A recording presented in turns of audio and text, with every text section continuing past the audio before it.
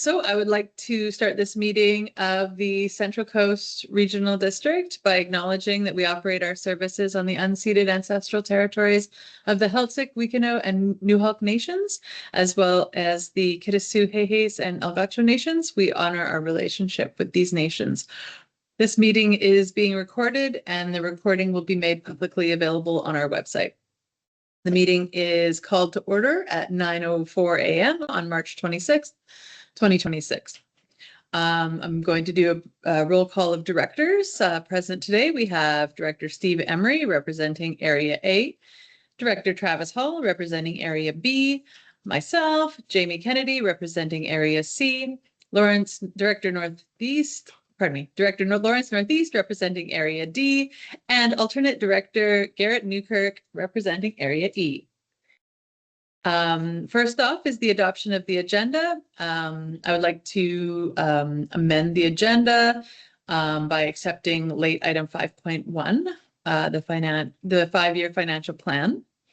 Any other amendments to the agenda?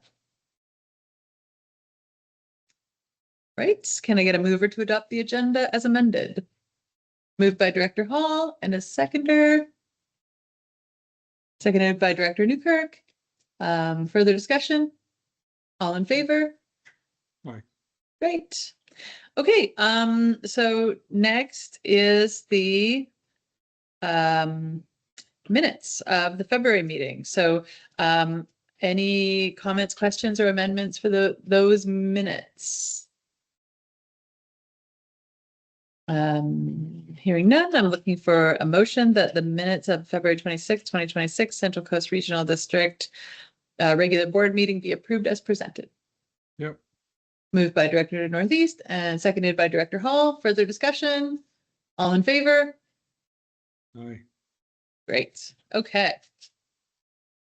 So next up on our agenda is executive reports.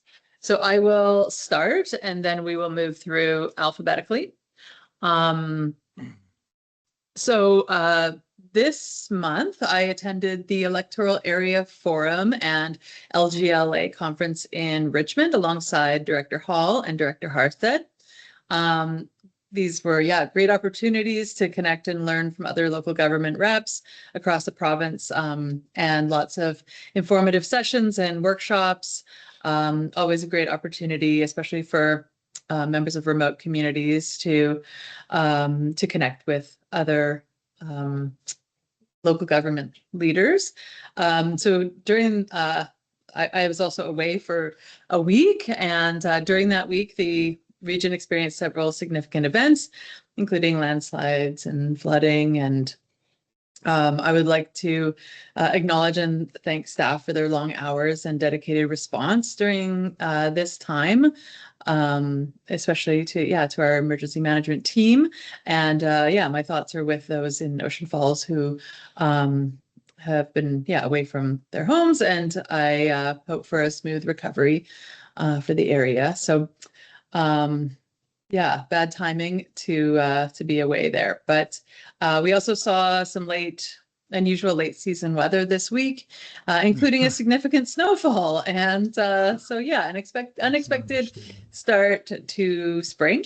I'm going to keep my report brief, but I do want to acknowledge and congratulate our local athletes. It's incredible, the athletes that come from our region. This month, the Exalta Thunder senior girls basketball team won the provincials, and Morgan Boileau won the silver medal for provincial in the provincial wrestling championships as well. So huge accomplishments for our athletes, reflecting just amazing commitment and amazing volunteers and coaches as well that support our incredible athletes who, inspire our community. So huge, acknowledgement for those folks who are doing an amazing job. I'm going to pass it over to Director Emery, who's been very busy in the last little while. Go ahead, Director Emery. Yeah, we've been busy, and we still have a state of local emergency on Area A. Well, we're still dealing with the potential avalanche slash slide in Ocean Falls, and hopefully we can get some permits and whatever we need to continue with the remediation of the slide and the drainage and whatever else. Hopefully that happens. It's good that it's not a catastrophic event. For one, that was pretty good, but it gives us an opportunity to kind of practice our emergency responses, and there's a few gaps that need to be addressed, and one seems to be an up-to-date contact list, which we seem to be working on one that's significantly years old. So anyhow, that's something easy to fix. So that's all I have to report. Great. Thank you, Director Emery. Director Hall, go ahead. Oh, yes, good morning. Again, I attended the AA forum and the LGLA. It led to some really great discussions regarding the Taxicaldian.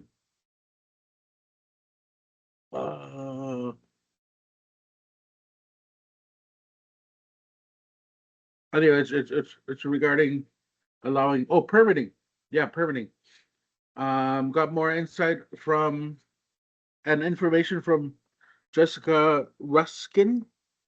And that's becoming more and more informative about the process on both sides. Anyway, there's some potential there for some serious engagement.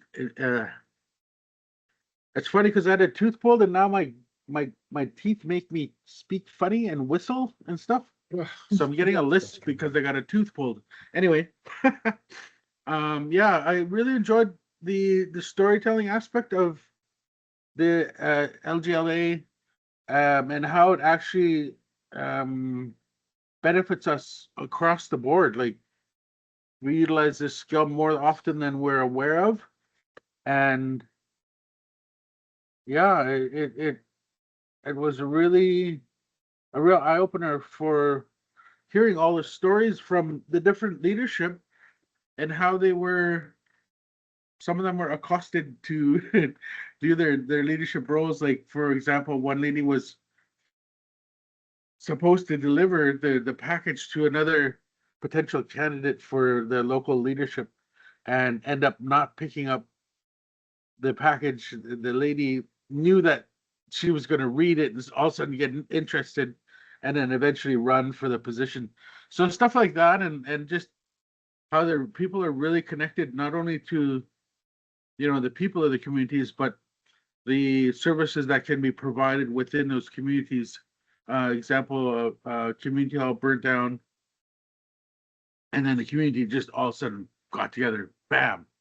I wouldn't say bam because it took a lot of time, but they did organize and rebuild these structures. Locally, shout out to the local, sorry, to all the teams for the JAT Junior All Native Basketball Tournament, and to the victors. I believe that New Hawk did win there as well, in the girls division. One of our teams came fourth.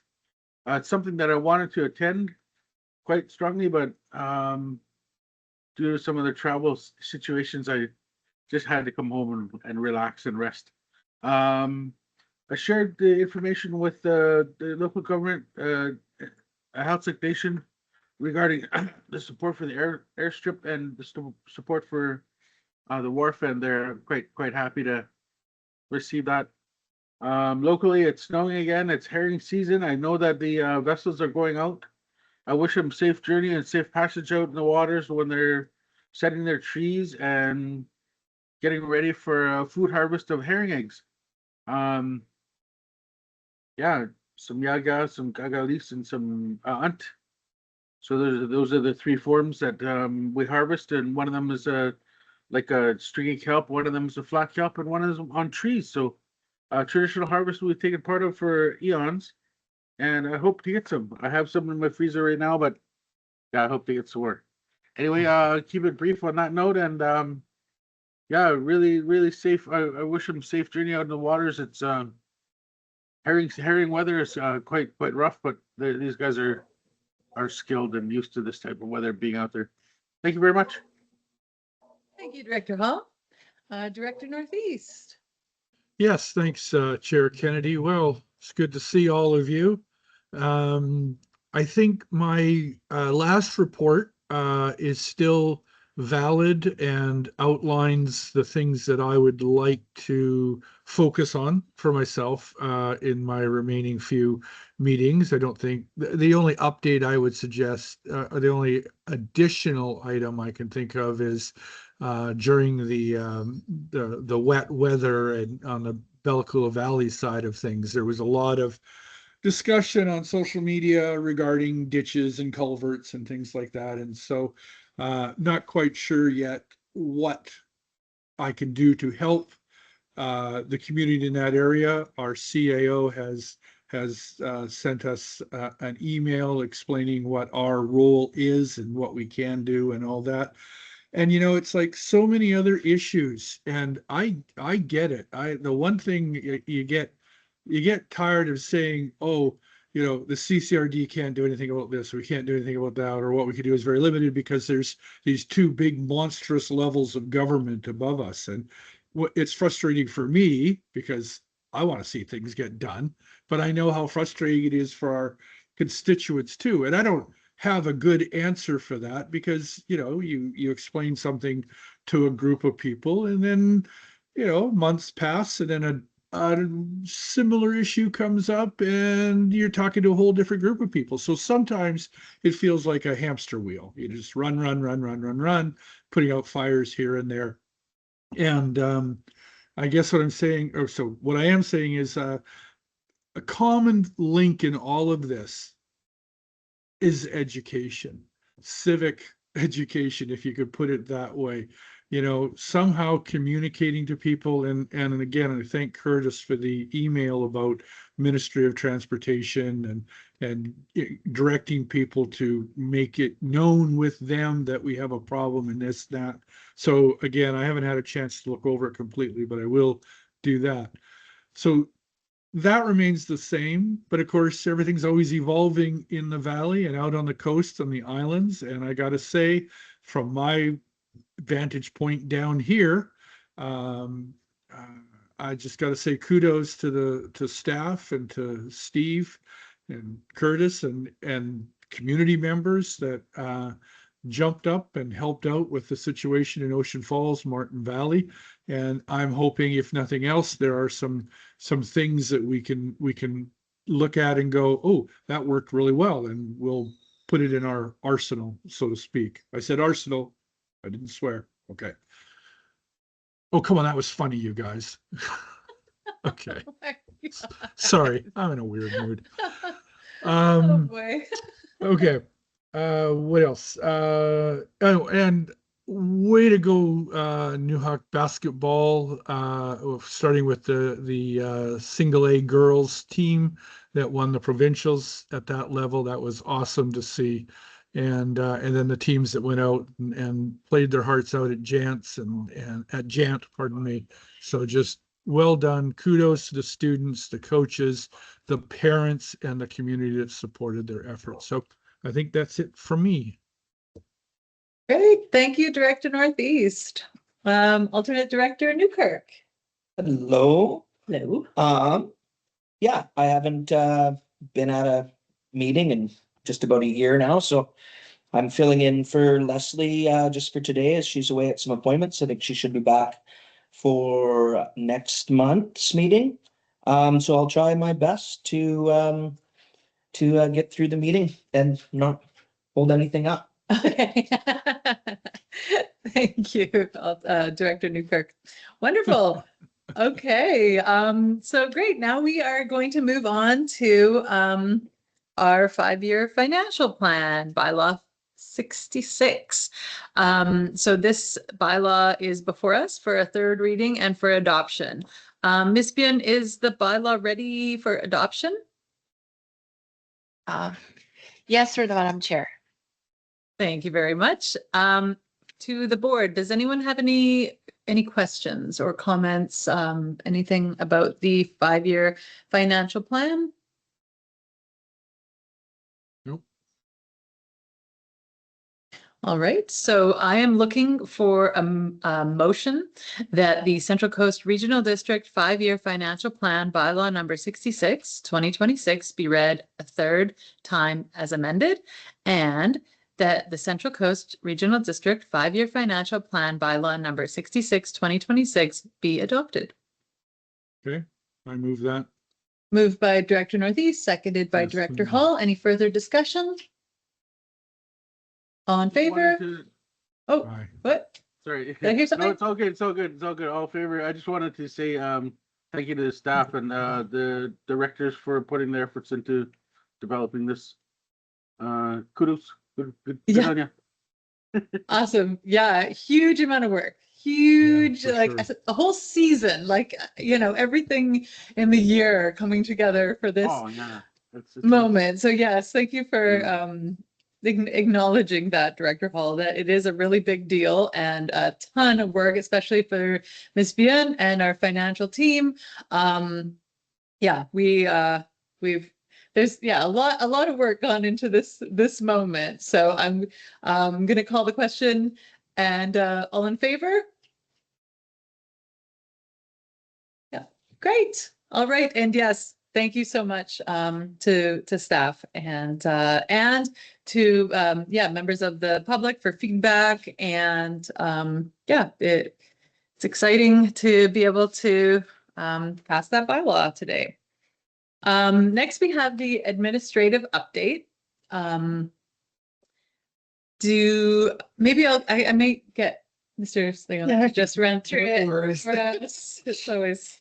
So it has been an exceptionally busy season this last little bit. So all of our teams have been quite busy, from corporate administration getting everything ready. We've got an AAP coming it's on this agenda for 911, and we're moving forward on civic addressing, to finance, getting everything ready for not just the budget, which congratulations on passing, and getting through the season, but also immediately we go from the budget to the audit. So the audit's been taking place, and the audit will be presented to the board at the next meeting. So that has been quite busy. Our ops team is been exceptionally busy. It's been playing. I just want to, give a really special shout out to them. They've been chasing everything from a fair amount of leaks that have popped up. So we've got a pretty robust leak repair program happening right now. So there's some pictures in there. We're waiting on to hear back for a number of grants, everything from repaving the runway to, phase 2 of the Haggensburg distribution system, to we put in for the warm pool, as well as an expansion to the Denny Island water system. So we're waiting to hear back from all of those big grants. The Centennial Pool, we're hopefully going to have a pool manager starting soon. No announcement yet.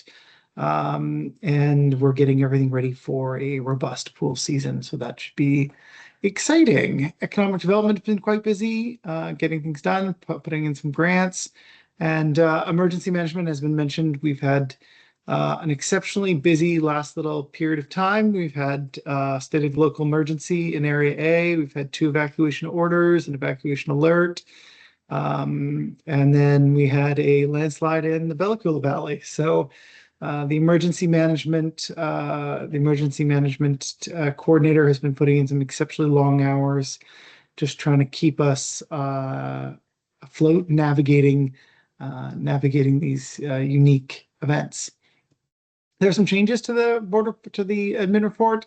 I've included some board direction. Unfortunately, just due to the amount of emergency events, I would have liked to have built this out a bit more, but it will be built out a bit more for the next meetings. And I just want to tie those things when the board gives us direction, that it doesn't just go into some ether and disappears, that there be a bit more accountability. So when the board gives us direction, I'm going to try and provide updates on where your direction is, where it's being actioned, and if there are delays, that you can see them. And same for the board strategic plan, that it keeps a bit of an update on where things are at. And as progress is made, that you'll be able to quickly scan it, and residents can scan it and have that accountability piece. So yeah, that's. Thank you very much. You're welcome. Questions or comments for Mr. Slingerland on the administrative report? Or update, I should say. Nope. Okay, great. Thank you very much for that report, and to staff for all their hard work in the past month. Busy. Okay, so next we have a request for direction. So this is on dog control. There are several discussion options in the report. I'm wondering, Mr. Slingerland, if you can just kind of give us Yes. an overview and why this has come before us today. Absolutely. So there were some resolutions on the board that navigated to, and they're included in the report, and navigated to the board getting to a feasibility study. And then the board evaluated it and said that they weren't looking at it, and directed staff to look at low cost options for addressing dog control. So there's a number of different avenues to do outside of a full service. And one is just the board can direct staff to do a number of different education initiatives. Those range from things that are quite inexpensive, such as we do a newsletter anyways. We could include a story in the newsletter, to Facebook posts and social media posts are pretty inexpensive, to sending out a brochure to the entire community with dog safety and good proper ownership and those sort of things. Other options include, we do have powers under the community charter to deal with if a dog incident happens. It's it's a blunt tool, and we don't have any sort of thing in place. We'd recommend, if the board wants to utilize those powers, that they put in place a bit of a policy. That policy would be just giving staff guidance on when we step in, what that looks like. It would involve a significant, I don't want to scare anybody. If the board does want a policy, then obviously costs, options, and everything come forward to the board. But we'd look at how we would action just dealing with those specific incidents. It is a blunt tool, as I said. It's basically us seizing an animal, boarding it, and seeking a court order for destruction. That is the tool. It's a switch. So that is one. The challenges and above that approach are detailed in the feasibility study, section 3.11. It is less money than a dog control service, but it can get quite expensive. So there's a number of options for the board. When it comes to dog control, this is an issue that I imagine, not a controversial take, will come up every few years. So it's up to the board on how they choose to navigate. The board as well can look at, if they want to look at, if feasibility studies there, whether they want to look at different options in regards to the service again, or taking no action, and the status quo is always a viable option. Great. Thank you very much. Questions, comments from the board?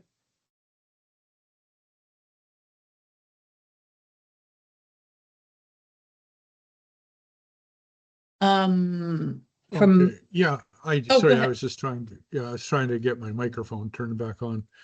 Well, thank bet. you for that, Chair, Mr. Slingerland.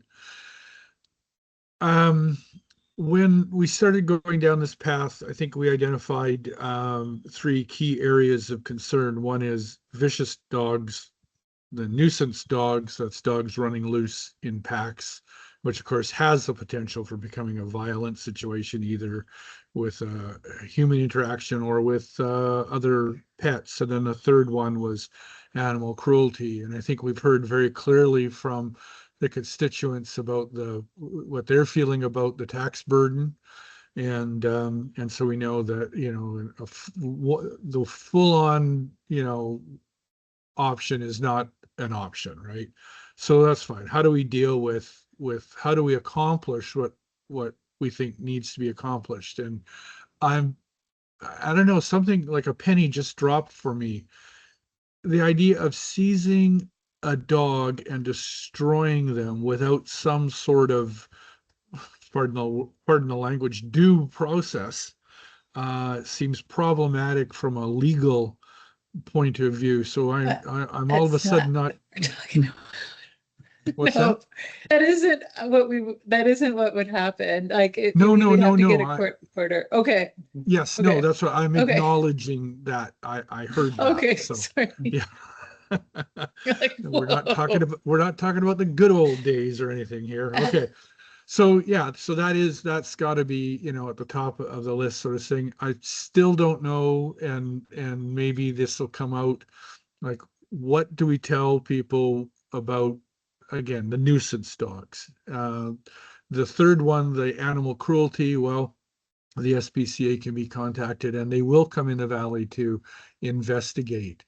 So my question is, in relation to the second point about dogs running loose and potentially packing up, is that an animal could that be an animal neglect or cruelty issue that the BC SPCA could look at, or is there another way? What could we do about that? I guess that's what I'm asking. I maybe could chime in a little bit. I haven't spoken to the SPCA.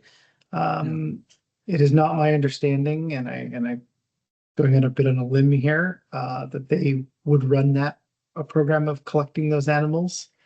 As they're just mostly an investigative body.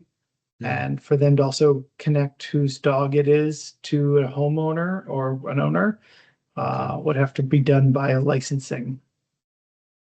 Dealing with All right. dogs at large would be a dog control service activity.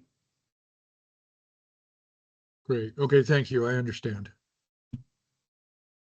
Yeah, as far as dog control goes, from as far as my perspective goes, I think that whatever we do end up deciding has to be with the nation, in a kind of a united sort of approach. So I think that it is worth further investigation and whether it's like community to community forum style, or is it something that comes up in our discussions with the nation, but definitely something that we would want to work with the nation on. We have, I don't know if we have, is there an update on any dialogue with, no? No, Okay. when the board said they weren't interested, that's what we Yeah. communicated. Okay. When the Okay. board said we're not interested in doing Right. service, we're not in, that was what was communicated. Yes. Yeah. Okay. Yes, I do remember that. Sorry. Thank you. Okay. Yeah. Any further? Okay. I guess we will move on. Okay. Next item on the list is the good neighbor bylaw considerations. Mr. Slingerland, can Yeah, you just absolutely. brief? So this is in front of you today, as it's on your strategic plan to investigate community interest and potential options for a good neighbor bylaw to be brought forward after the dog control issue had been decided. So the dog control issue has been decided by the board, so it's bringing this back to the board's direction before we start directly engaging with the community in regards to their interest, which I envision would be something along the lines of a survey going through the different levels that can be done. So these are just regulatory bylaws that would regulate. Again, it's up to the board. There's limited options we have, but it's kind of buffet style or a la carte. What does the board want to regulate? If they did, This comes everywhere from nuisance noise to unsightly properties, things like that. So, when the previous discussion around, nuisance dogs, some of that is noise.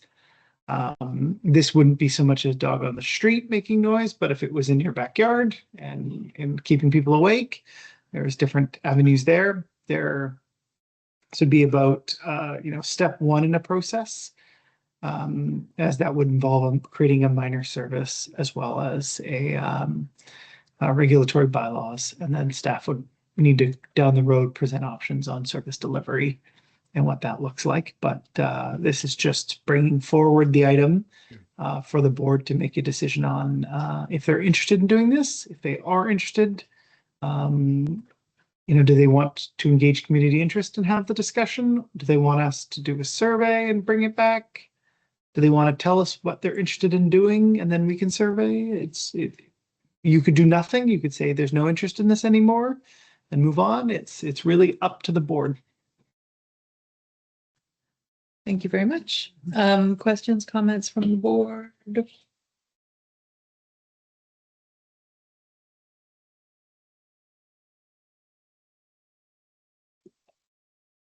And that was going to be more Bella Coola Valley than Outer Coast.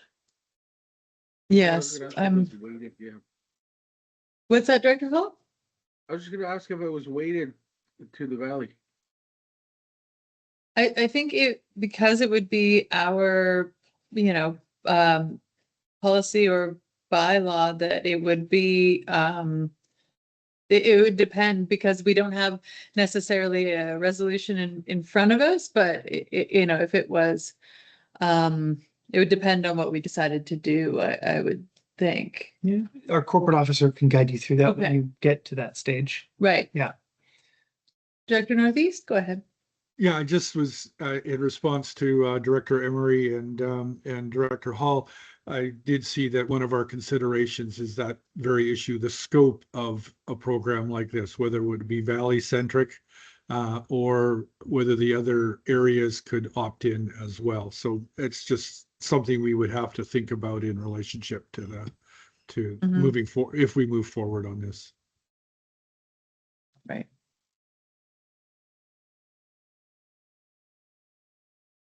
So is this something that we would like to come back, like to defer, and so that we can engage with our residents, or are we not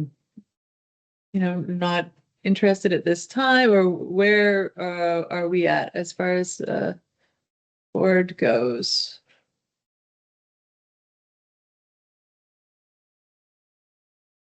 I guess we could give us a month to figure out and ask around and see if anyone is interested in having that applied to us. Yeah.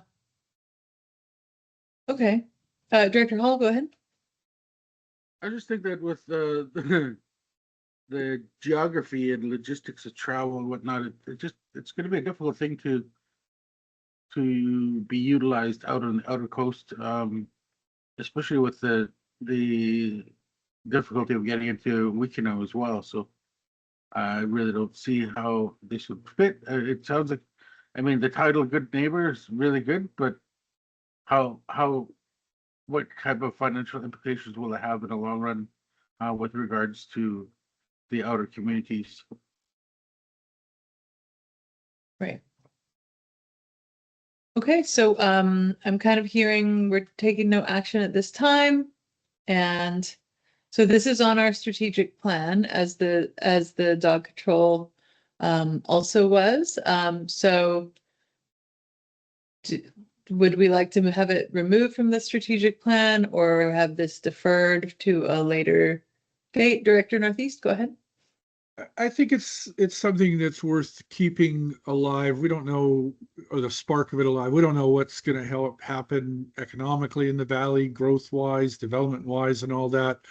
And so having this on the back burner doesn't seem like it seems like a good idea. So I lean towards leaving it in the strategic plan, deferring it though to a future date, whether if we have to define that I would just say at least until after the new board comes in and they've got 4 years to, implement the plan and that. So that's just where I'm leaning, but I will go with the will of the majority on this.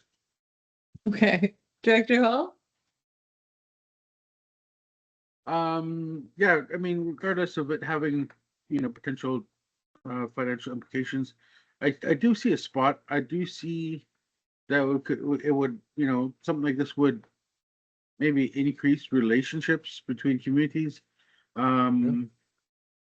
In the big picture, I would say to keep it in for future direction. It hasn't, it clearly states it hasn't cost us anything other than the time of discussion for it. So maybe seeking through AVSCC and UBCM if there are any dollars for grants for this type of a project. I know that there was, obviously for engagement with Indigenous, but this is just engagement overall with you know, human beings within the regional district. So yeah, I see a place for it, just how to implement it and how it'd be funded are my questions. Of course, it's already in here as well with regards to those questions. Anyway, yeah, I see a spot for it. Okay, so I'm hearing that we will not be removing it from our strategic plan. But that, yeah, we're planning to take no action at this time, potentially a resolution to UBCM or AVICC, potentially looking at community discussions. Is there anyone who would like to make a resolution, or are we wanting to bring this back up next month, or any thoughts on that? I could make a resolution if I heard you correctly, keep it in the strategic plan and just defer it to the new board. Oh, to the new Until- board. Okay. Let the new board decide how they want to do it. Okay. Sounds good. So we have a motion. I'm looking for a seconder. Seconded by Director Newkirk. Further discussion? All in favor? Great. Any opposed? Hearing none. Wonderful. Thank you, everybody. And yeah, definitely a worthwhile discussion to keep on the books there. Next, we have item 6.4, request for direction, a strategic plan item 1.2 advancement options. Okay. Where are we here? Would you like me to? If you don't mind, while I catch up.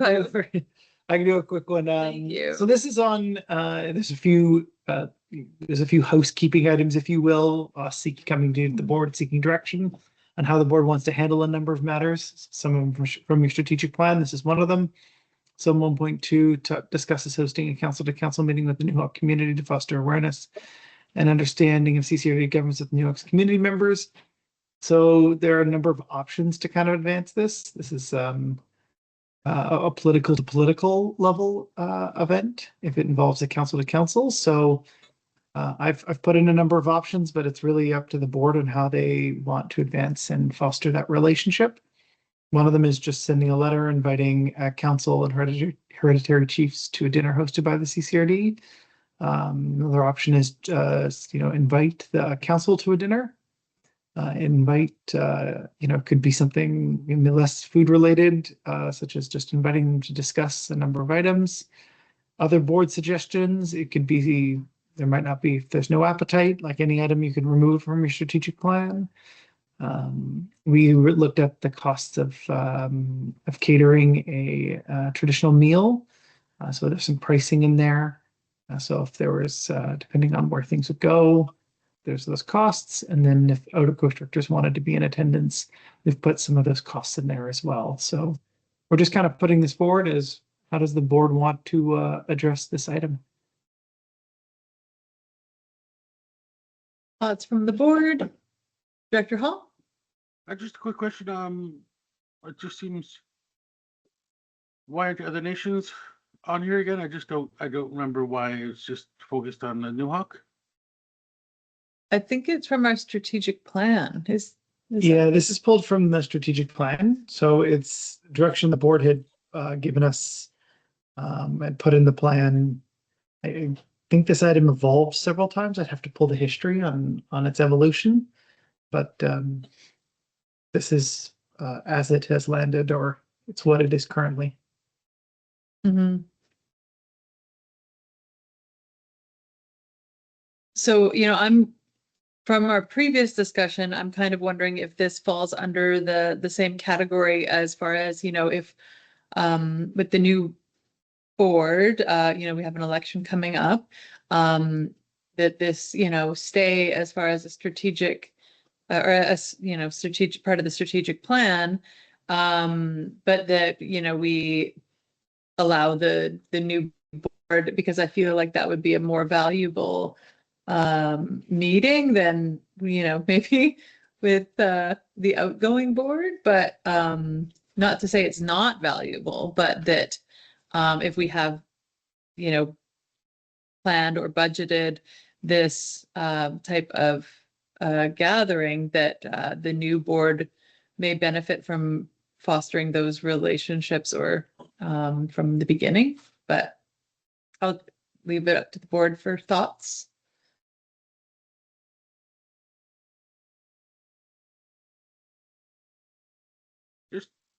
Just want to maybe expand it for future acknowledgement to include the other nations. Everything seems to be on the plan kind of valley centric again. So yeah, just to include other nations moving forward, or something in there that states, the engagement is necessary to have with area A and area B as well. Thanks. I thought we had reached out to the health sec and we didn't make something happen because we were trying to have a meeting or a dinner with either the hereditary chiefs or the council the last time we're here, and it couldn't. They weren't interested, I guess. Well, it doesn't mean you have to stop trying. It was said Right. in AVXCC several times over when we did that reconciliation to a major message across the board was, if it doesn't succeed, you just have to keep attempting and maybe change up your approach, and maybe relationships can happen. So yeah, after the election, within a few months, I believe the new board will be able to go through their own strategic plan, and so yeah, during that time, they will be able to decide and plan for like community to community meetings, and however that looks for that board. This isn't, I whatever we want to do right now, I think you're right, Director Hall, it is important, and to include other nations as well. This was from our strategic plan that was created, for almost 4 years ago, 3 years ago, where this was a priority when we created that. So not to say that other communication with other nations isn't important in our region. So we have, a few options here. I'm kind of thinking that we may go the same route as the last discussion, but whatever the board's will is where we can go with this one.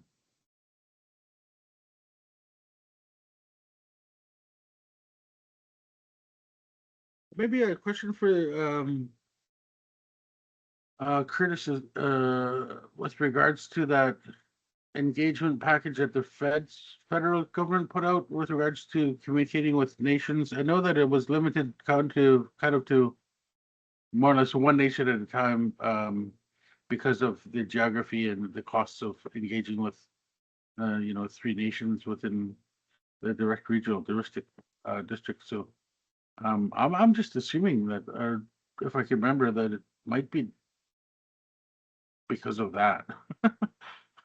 And then the timing too, with regards to that emergency response agreement. So I'm just trying to piece it all together. I do see a fit for this, of course. And just to encourage the continual relationship development with regional district and all the nations within the region. So yeah, thank you.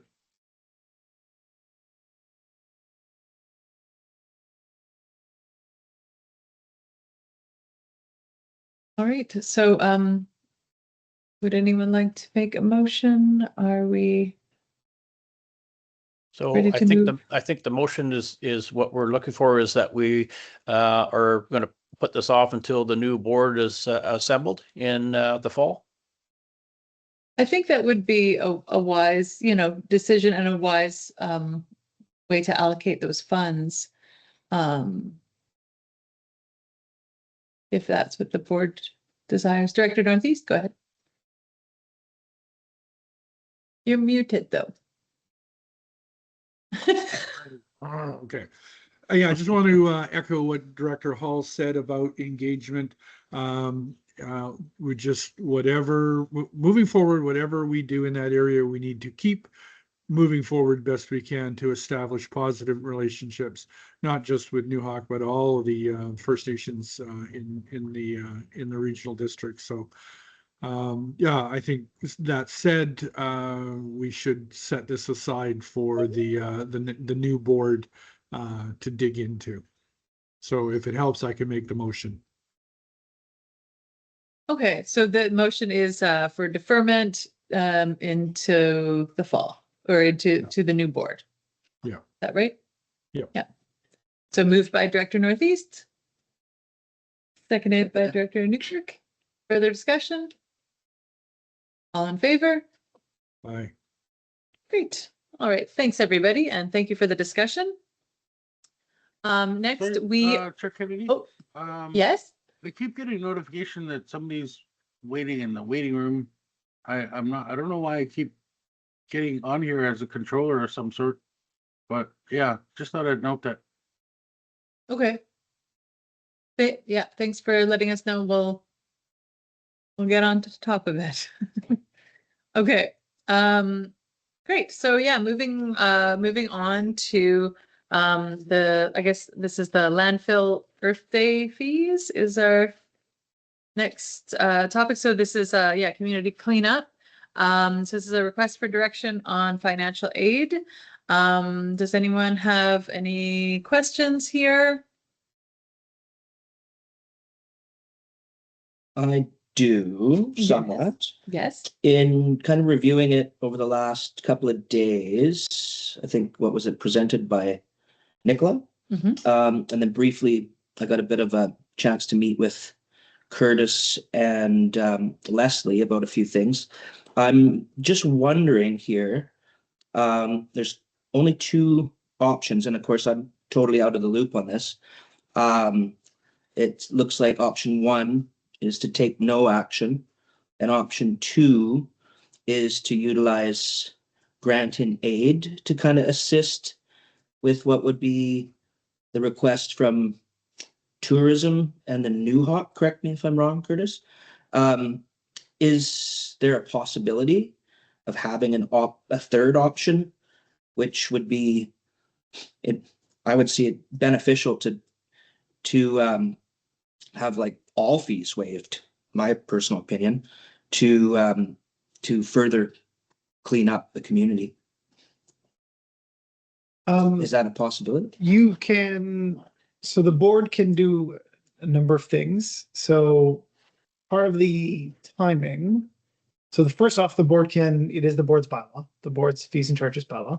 So the board can choose if they want to open up the fees and charge bylaw.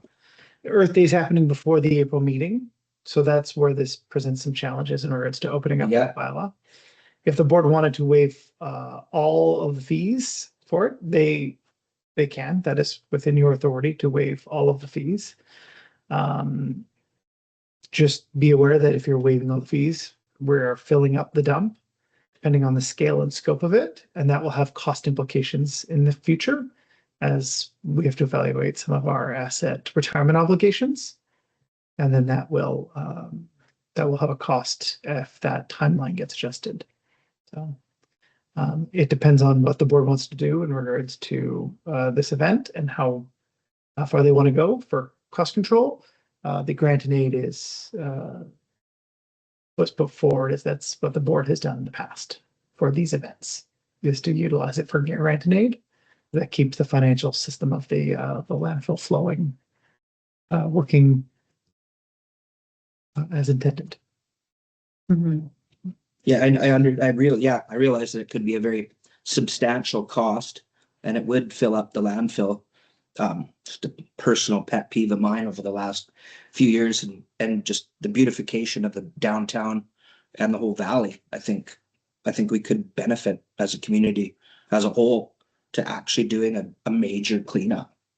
What that entails and the amount of stuff that could go into the landfill is kind of a unknown, but that's kind of where my thoughts are on the matter anyways. Right. Other, comments or questions?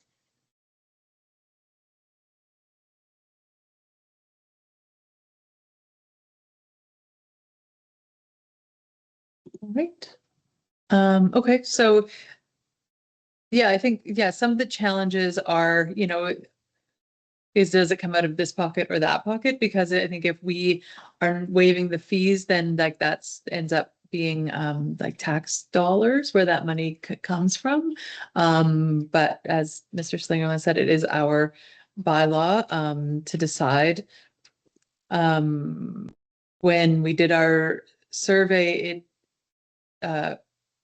it was a significant amount of people preferred fees to taxation, but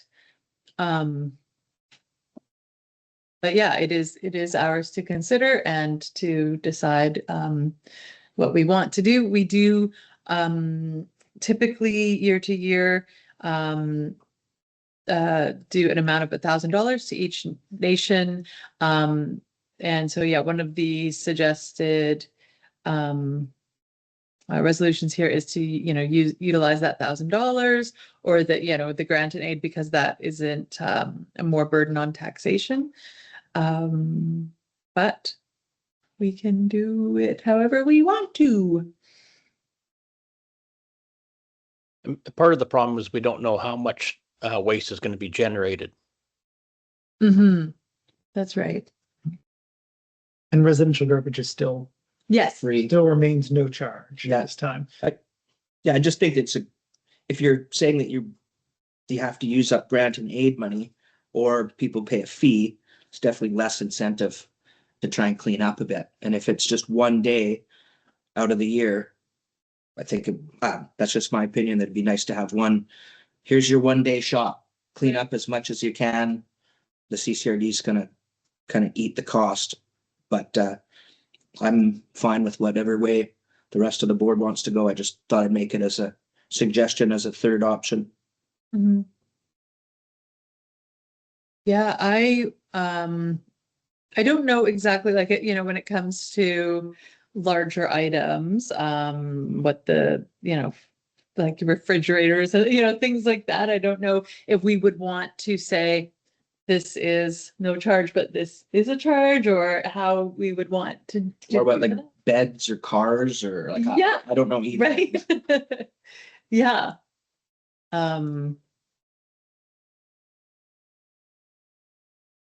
Tricky because like I Tricky. said, it's hard to change something before the next meeting because their dates fall so close, but Yeah. Or if we could do, and like you said, there's a couple of options presented, but it doesn't mean they are the only options. So, we could discount rates, or we could we? We could do like. Let me bring our corporate officer into discussion. Okay. Go through yeah. before, like, if we're gonna get into the options, she will be in a really good place to walk the board through the specific required steps for some of the options being discussed. Okay. Good morning, everyone. Good morning. This one is a bit of a sticky one because your fees are regulated, as we all know, by bylaw.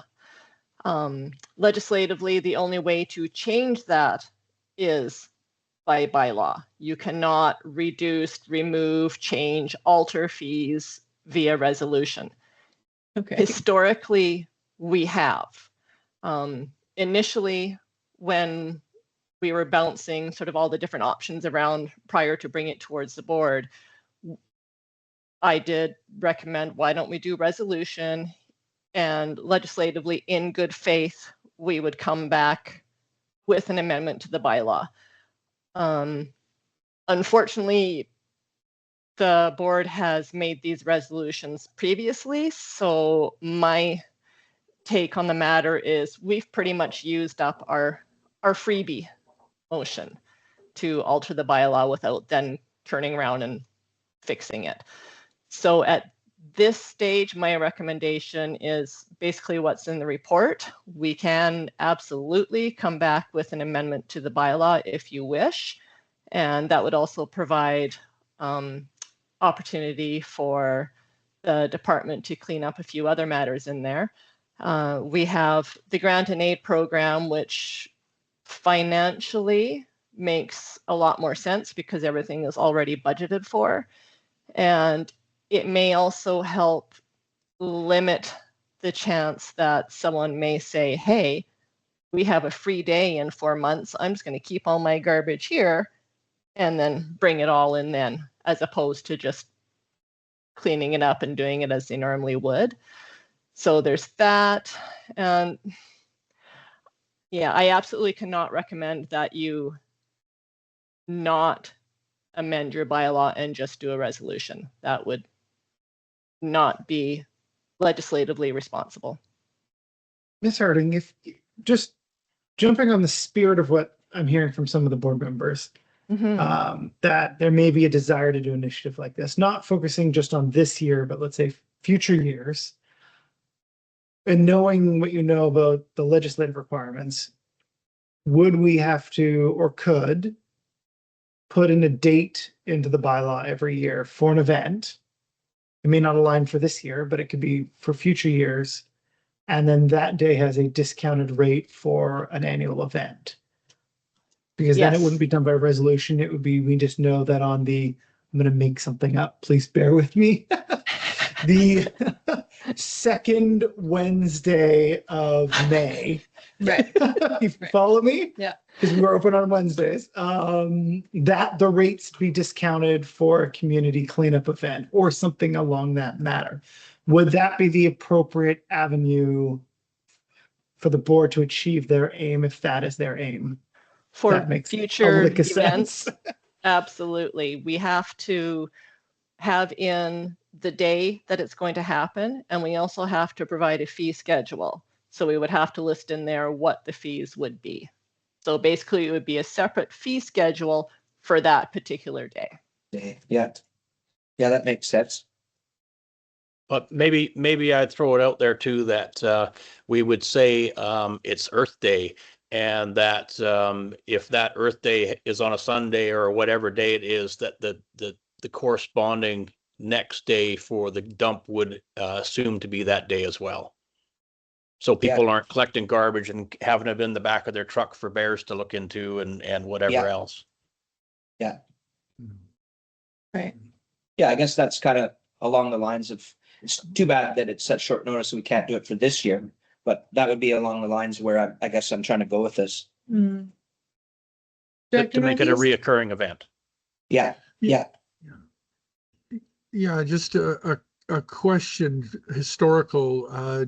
Do we have, is there an indication that people stored up their garbage or brought us their refrigerators and old cars? My impression from 16 years of living there that most of this was focused on people cleaning up the community, not so much private property, school groups and organizations going out and cleaning the ditches and the highways and all that. So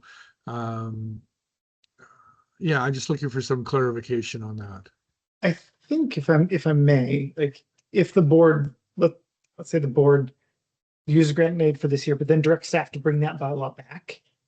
Then we could put the fee schedule in front of you and the board could look at and go, what do we want to discount for Earth Day? Maybe it isn't heavy duty appliances. Maybe it isn't mattresses. Maybe it's just some generic commercial garbage, right? Like we can put this fee schedule in front of you and then the board can have a dialogue on what specifics and what's reasonable. Yeah. Right? And then make the modification, pass it into bylaw, similar to potentially exactly as Director Emery said, the next open day after Earth Day. And then you've got something, if that is your will, then you've got something going forward that then we can advertise, we can include in newsletters, that becomes a recurring thing. So that would be a viable avenue to accomplish that if that is the board's will.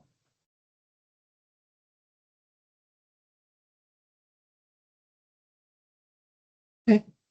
So I guess would the motion be that we bring the bylaw forward in the next meeting to open up and for discussion on that matter? Yeah, so it's like it won't address this event. Mm-hmm. So I think the board should kind of do two things: is one, address what's going on with this event, and Yeah. you know, we recommend grant aid. It's very clean, and it gives us time to then work on the other one. And then the secondary resolution would be to bring that bylaw back for the board to discuss the Sure. bylaw where they want to go with it. Okay. Yeah. So in that case, I guess I would go with option 2, utilizing the grant and aid payment instead of take no action. Okay. As well as setting up the future. As well as revisiting, tweaking the bylaws to allow for a cleanup. Mm-hmm. Okay. Ms. Harding, do you have what you need for a resolution there? I do. Would you like me to read it out or are we all clear? No, please read it. So I took the one option that was presented, and that would be that the 2026 New Hawk Nation portion of the grant and aid be approved for an early disbursement as a credit on dumping fees in support of the New Hawk Earth Day Cleanup Initiative, and that staff be directed to participate in the celebration and provide support to the Earth Day Cleanup Initiative, including but not limited to advertising, education, and signage posted for the next phase of Composter.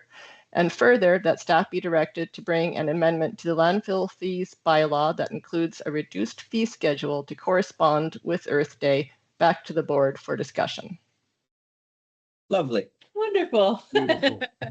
I have a motion. I'm looking for a seconder. Seconded by Director Northeast. Further discussion? All in favor? Great. Great job, everybody. Thank you very much. Okay, wonderful. Next, we are moving on to 7.2, the compost program update. Does anyone have any questions or comments on this one? All right. Wonderful. I just want to say that I'm really loving my countertop composter, and I've been hearing great things from the community as well. It's been a great initiative, and I'm really excited that we're able to continue with that. Yeah, wonderful program. Next is the aviation fuel service update. Does anyone have any questions or comments, or would anyone like this walked through with us?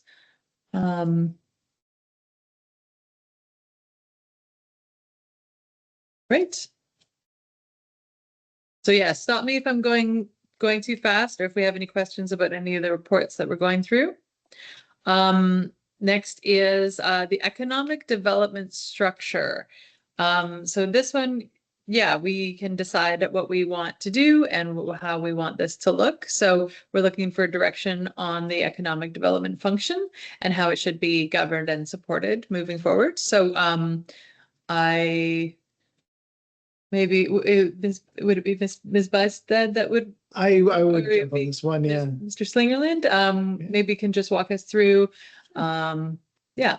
Sure, there's economic development takes on a unique place with the CCRD in the sense that it kind of handles a lot of some of the more interesting kind of strategic projects that come on and how they start. So there definitely seems to be I look at it and I see value in a few board members being a bit more involved in setting its direction. I see that there's value in there. So I just bring it forward to the board to have a dialogue and, you know, let me know or let us know if they want or interested in making any changes to how it structures.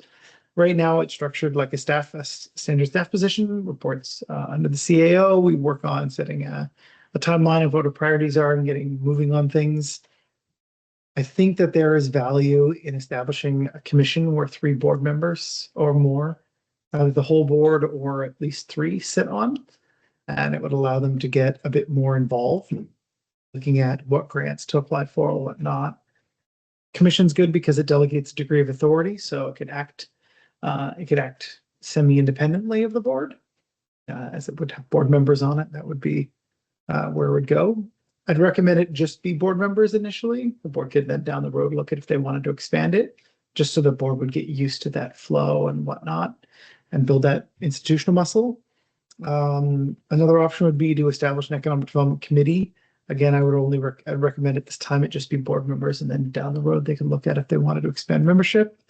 The committee is not as recommended because it just makes recommendations. So you'd have a meeting and then it would go back to the board, and then the board would then vote on whether to action those things. We'd be looking at whether it be a commission or a committee, probably meeting quarterly, and then being able to review the direction, review the grants, what are things being pursued and the actions being done. So just because it fits that unique role, I see there'd be some value there, and I think potentially some of the directors might enjoy it. So again, nothing has to change. There's no burning fire or major issue that requires this by any stretch of the imagination. I'm just looking and reflecting at governance structures as we move forward. So yeah, I just put this on your plate for discussion and let me know. Great. Questions, comments? But Director Hall? So, yeah, I do see value in this as well. I just think that maybe if the guidelines for it were to plan to have other involvement instead of just saying, "Oh, I'd rather just see this as the board right now." But I see this easily getting very value centric again. I just don't see how something like this will be funded. That's my biggest concerns are the funding for these things. They all sound like really good. Maybe there's always funds in like NDIT, AVICC, UBCM to do resolutions there to seek funding. Economic development is huge, especially for communities like ours that each of the communities themselves have such unique things to develop. And the move toward indigenous owned tourism operators, those have been a big draw, and I could see how this nation, as well as Wikino and Ekitisu is utilizing their example of the bear stories there and whatnot, and how they've utilized that to their advantage. Anyway, I'd like to see it if maybe state here that it'd be development to have others involved. And I apologize, my eyes are really sore. I accidentally rubbed a medicine into my eyeball by accident last night when I was really tired, and yeah, it's sore. I'm having them closed. I don't want people to see me with my eyes closed right now. Sorry about that. I have a question as far as clarification goes. Do you mean like how are we finding the funding for the governance of the economic development? It says establish Service. an economic development committee. Now, how is that gonna be, like, who's gonna pay for that time for either board members and or because most of these committees and whatnot, they'd have some kind of a per diem or some sort to, I don't know, draw people in. Because a lot of times, like for example, where do we find the additional time as well? That's all I'm saying. And there are fees, food, cost, travel, whatever, have these board members engage with each other and or with communities. Okay, thank you, Director Hall. I can touch a bit on staff capacity in regards to it. So I've looked at this through the lens of how do we do this without incurring a massive, bill or stretching the imagination. So what we're looking at is about 1.5 hours of board time expected quarterly, half an hour for prep, and then about an hour in the meeting, or an hour of prep and 45 minutes in the meeting sort of territory. And then the economic development officer would be the one working on those agendas, bringing it forward with a little bit of support from corporate. But for the most part, we're not anticipating a massive amount of extra workload. Committees and commissions Director Hall is correct, can have a strain, depending on their scope and how often they meet and the materials that are required. That's why at this time I'm recommending it just be well, 3 members of the board sort of thing. And then the economic development officer on a quarterly basis can put out an agenda and the board can engage with that agenda sort of thing. The board would look at, Director Hall did touch on it, and it is in the back end of the report. The board doesn't do a lot of commissions or committees, and it's included in the salary. So the board could look at whether they are going to treat it like a special meeting, where they get paid hourly, or they, modify their remuneration bylaw, or it's just included as a duty and it's in part of your salary. That would be like a separate date from the actual meeting, because the meetings can be pretty full on. Yeah. We'd work with the board. Like, again, I was envisioning, but the board can set, like, if everybody wants to be involved, then there's no limits. I was envisioning about 3 people, 1 outer coast, 2 valley, or however it works. That's up to the board to set. And then it would be scheduled around quarterly. It could be, late afternoon, it could be a day, it could be an evening. We're not looking at a significant time commitment here, but it would just bring in a bit more involvement. Other thoughts from the board? Well, it sounds pretty simple. If someone has to, if whoever wants to be on this committee, that it's probably not a huge strain on personal resources as well. If we're talking just a meeting every once in a while or what have you, I think part of the economic development is that you need people wanting to do something before you're trying to make the economic development part. I'm thinking. So is there an appetite from the board to look at a committee or to keep status quo? If we have other questions or comments, we can go with that, or we would maintain the status quo. Well, let's go ahead. I was just gonna say, there is an importance. I mean, what happened to the what the heck is that other group called again? The Chamber of Commerce? Was that still a thing out in the area A? Stuff like that. I mean, they have essential holds in the community. This would be a really good developmental hold again, with regards to relationship. These businesses and whatnot, they do need to have some support from the local government, not stepping over the boundaries of the duties of local government, of course, but definitely to get that support, maybe additional direction with the economic development officer to kind of promote and direct future potential businesses to locate funding.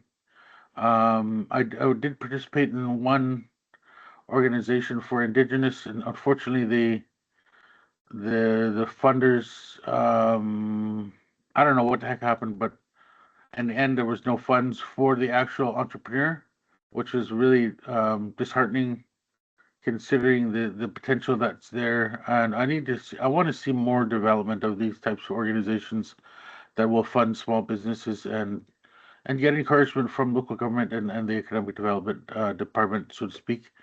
It's important to have that, and also an economic development commission or board or whatever would have knowledge of the desire as well for the communities to expand and whatever attracting. A lot of them are to attract tourism or some type of dollar from a tourist type of venture. So yeah, it'd be important to develop this and work towards just overall understanding of the needs of the communities as well as the developers.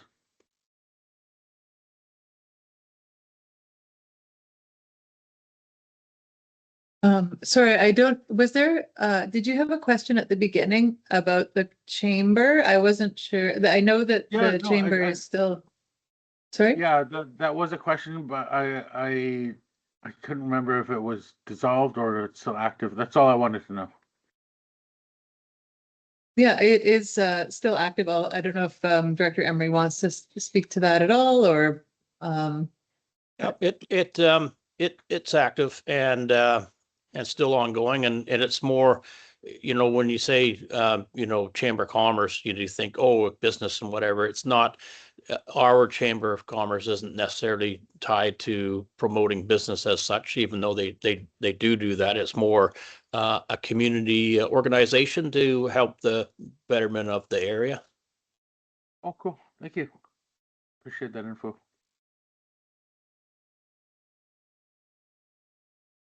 But so maybe yeah, that's- go ahead. Oh, I was just going to Director say, but maybe that's something that we also need to do is some more kind of advertising on the pamphlets and stuff that maybe saying that what kind of things that we could help potential entrepreneurs and small business owners to accomplish. And maybe people don't realize that they could ask and to see if there is some kind of funding available through grants or what have you. So like an economic development, because we have like a newsletter now that from our economic development officer. So something on that newsletter with that information, is that what you're referring to, Dr. Emery? Yeah, I think so. I think it's one thing having a committee and everything else, but there's no point in having a committee if there's no one to help. Oh, I see. Okay. You need some human customers. connections. You need some customers before you need the other half. Okay, yeah. Okay, perfect. So are we kind of leaning towards a committee sort of a structure with board members' involvement? Is that what the board is kind of leaning towards? I am definitely thinking. Okay. Yeah, it sounds like a good idea. Option 2. I think what Curtis is getting at is to just for some direction to develop it and starting small, right? And starting with just at a board level with the ability to expand afterwards. I think it sounds like a good idea. Okay. Yeah. We come forward with more, like this is the initial direction. Yeah. So we come forward with like, here's a bylaw to create a commission. The board would set it to terms of reference, and then it would be established. Okay. Would- Yeah. So a motion that we would like a direction that we would be motioning for would be for more information on a commission structure for the Economic Development Service. Ms. So then Harden? move option 2. Sorry, Director Hall, I didn't hear you. Can I move for option 2 then? Okay, yeah, if that works for Ms. Harding, if she's got the information that she needs for that motion. 1 second. I Sure. just want to be sure I've got it correctly here. Okay. Ah.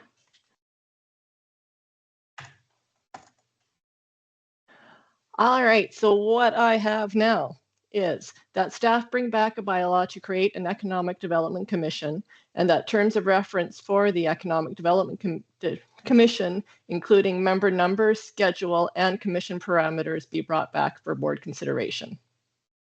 Okay, does that sound good, Director Hall? Yes. Yep.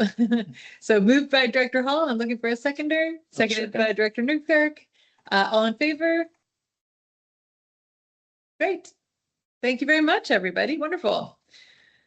Okay, so next we have the Main Street Revitalization Planning Grant. That is item 8.2.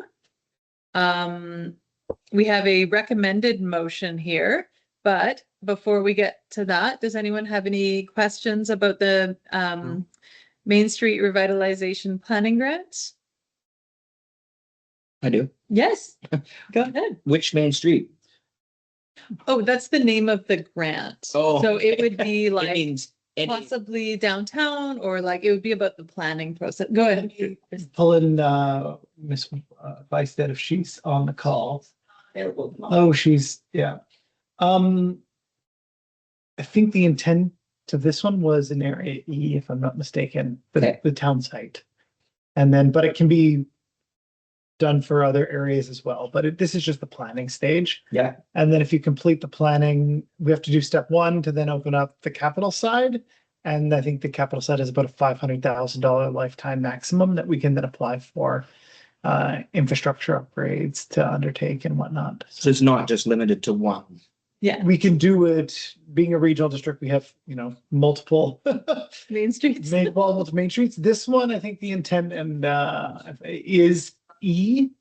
And then it can come back and we could look at, it could be anything from Denny Island to Haggensburg. It could be other communities, but I know she's at an event for us right now, but I'm pretty sure it's area E that is the focus.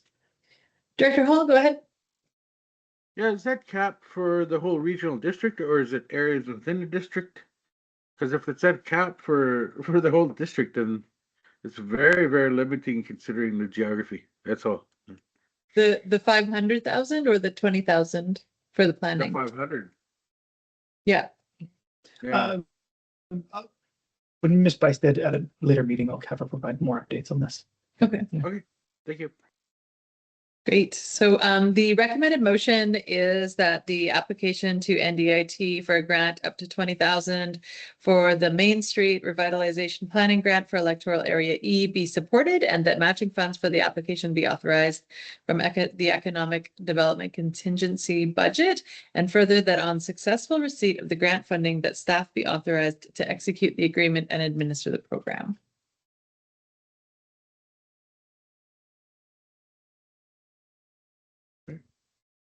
That's option 1.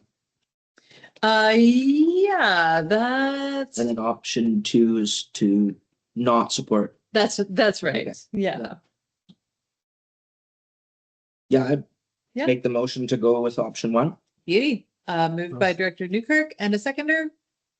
Seconded by Director Northeast. Yep. Further discussion? All in favor? Great. Any opposed? Seeing none. Great. Okay, thank you very much. So next is the emergency response workshop. This is 9.1. So we have several dates suggested. So this is, I guess, part 2, is that right? Of the emergency response workshop. And we have a few dates that have been presented to us. So if the board is able to look at their calendars, maybe we can decide on a date and then kind of move forward with that planning piece. So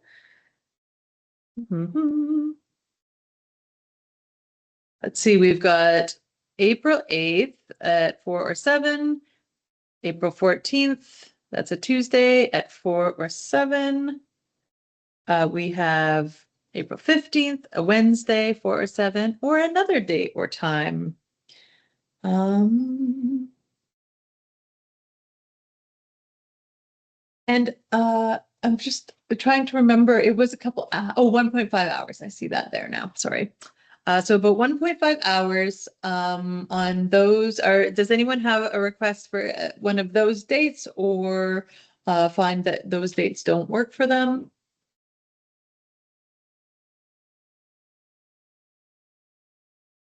Well, April 8th was the only one there that might work for me. And later Okay. on would be good. Yeah. 7? So I'm hearing April 8th at 7 p.m. Thoughts from the board? That would work for me. I would be happy with that. I can't speak for Leslie. Okay. You don't have her calendar? Sorry about that. No help here.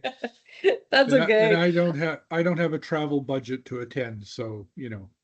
It's that date online. Yeah. Can I? Oh. Yeah, it's online. So yeah. Okay. All right. Let me just Yeah. double check then.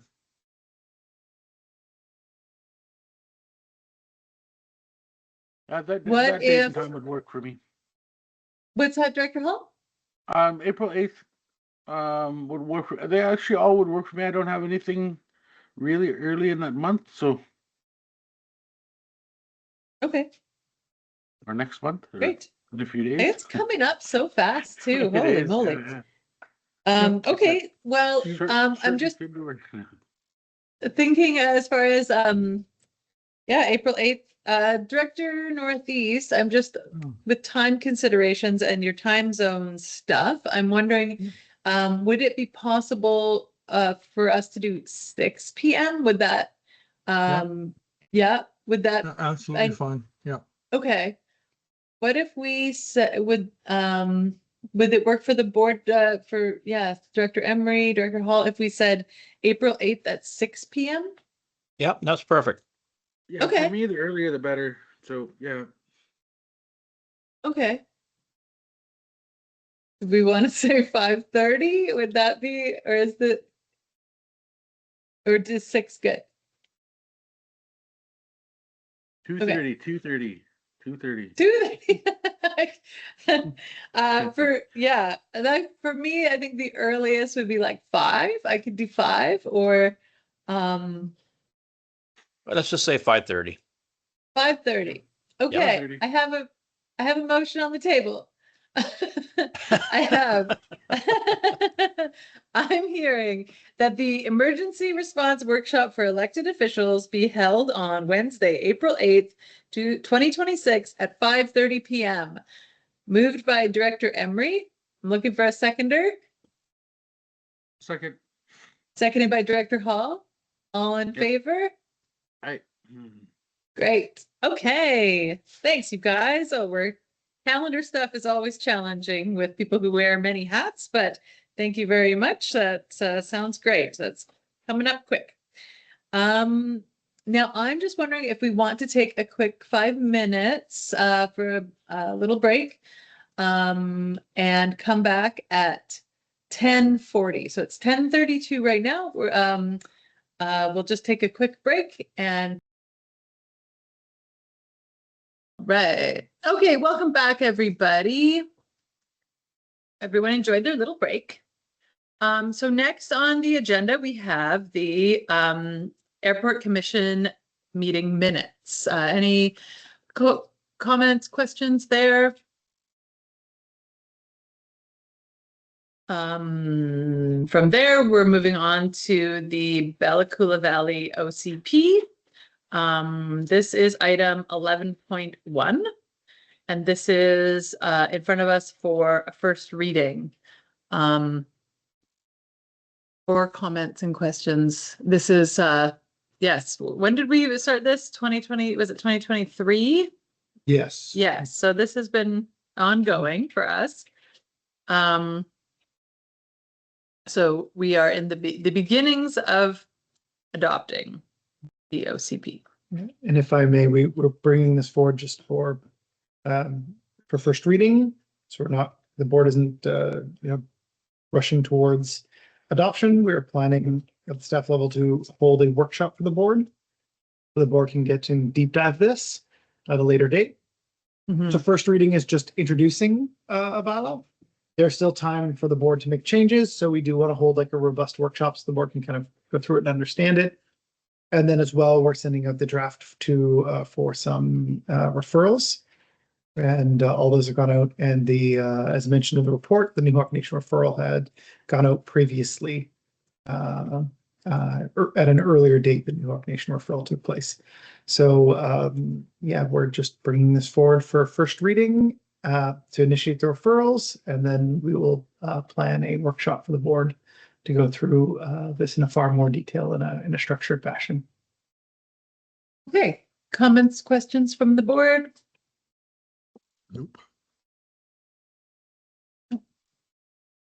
Okay, so I am looking at the recommended motion that the OCP bylaw number 565, 2026 be given first reading, and that staff are directed to refer OCP bylaw 565, 2026 with an established deadline of 30 days to the Agricultural Land Commission, BC Parks, the Ministry of Forests, the Ministry of Transportation and Transit, the Ministry of Water, Lands and Resource Stewardship, School District 49, and Vancouver Coastal Health. And further, that the board considers this consultation to be appropriate and pursuant to sections 475 and 476 of the Local Government Act.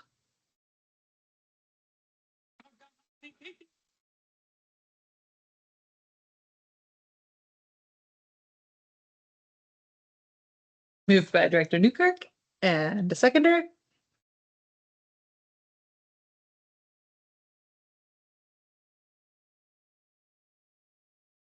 It is a whole board vote. It is a whole board vote, everybody. Oh, Director Northeast, seconds.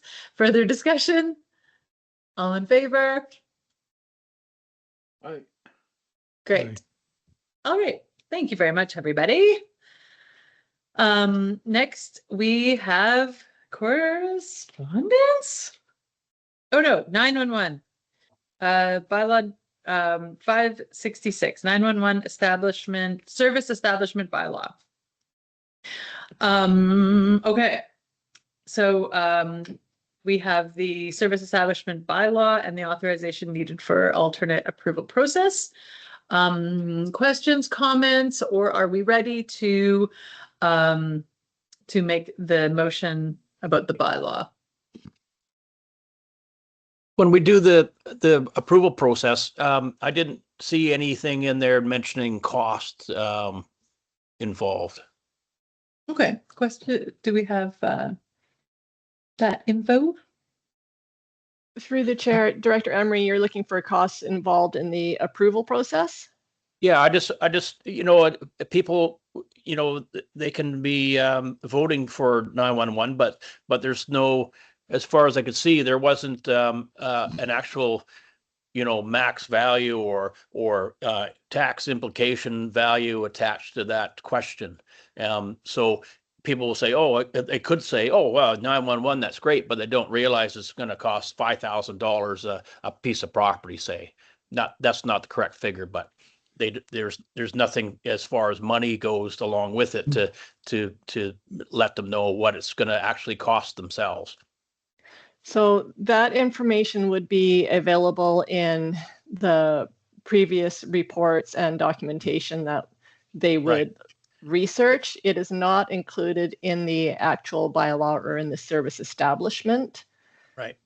So yeah, so I guess that's what I'm getting at is they don't, unless someone's going to go and look, they don't might realize that that's going to cost them money.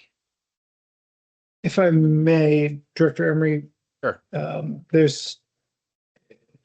trying to get to and balance the legislative needs, which don't have that piece in there. But the board can always direct us to, let's say, do a pamphlet on 911.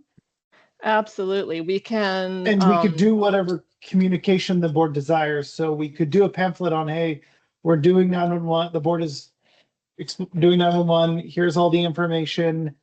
And this is happening. And we could do that. We could do an FAQ page on the website. Like, Yeah. they're kind of two separate pieces, but you're right, they very do much dance. So Oh, yeah. No, I realize that they're two separate, but in this, in the process, it's just one form that doesn't have, it all more or less says, are you for 911 or against 911?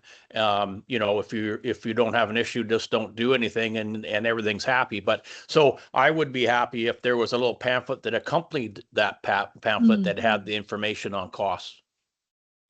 So we don't actually send forms out to everyone. This is very similar to the house numbering situation, whereas if someone wants to sign the form and send it in, being opposed to the process, absolutely, that is how this works. But to gather the information, we will communicate as much as we are able via our website and our social media. But at this stage, we do not have any direction to do anything else. So once again, similar to the house numbering, it does fall upon the resident to do their own research as well and look and see what facts we have given them and then come to their own decision. So okay, well then let's back up a little bit. So how does that form that is in here, the electoral response form, how does that's obviously must be mailed to everybody, or do you just put a notice, you just have a notice and you're expecting that they're going to find this somehow? They can either pick it up or they can request it to be emailed, and it will also be available on the website. Oh, well, how do we inform people that this is actually going on then? Via our sorry, if I may, we do advertise, so it does get advertised that this is happening. So we do that in accordance with a public notification bylaw. But back to the comment earlier, if there's additional communication that the board would like, we need that direction.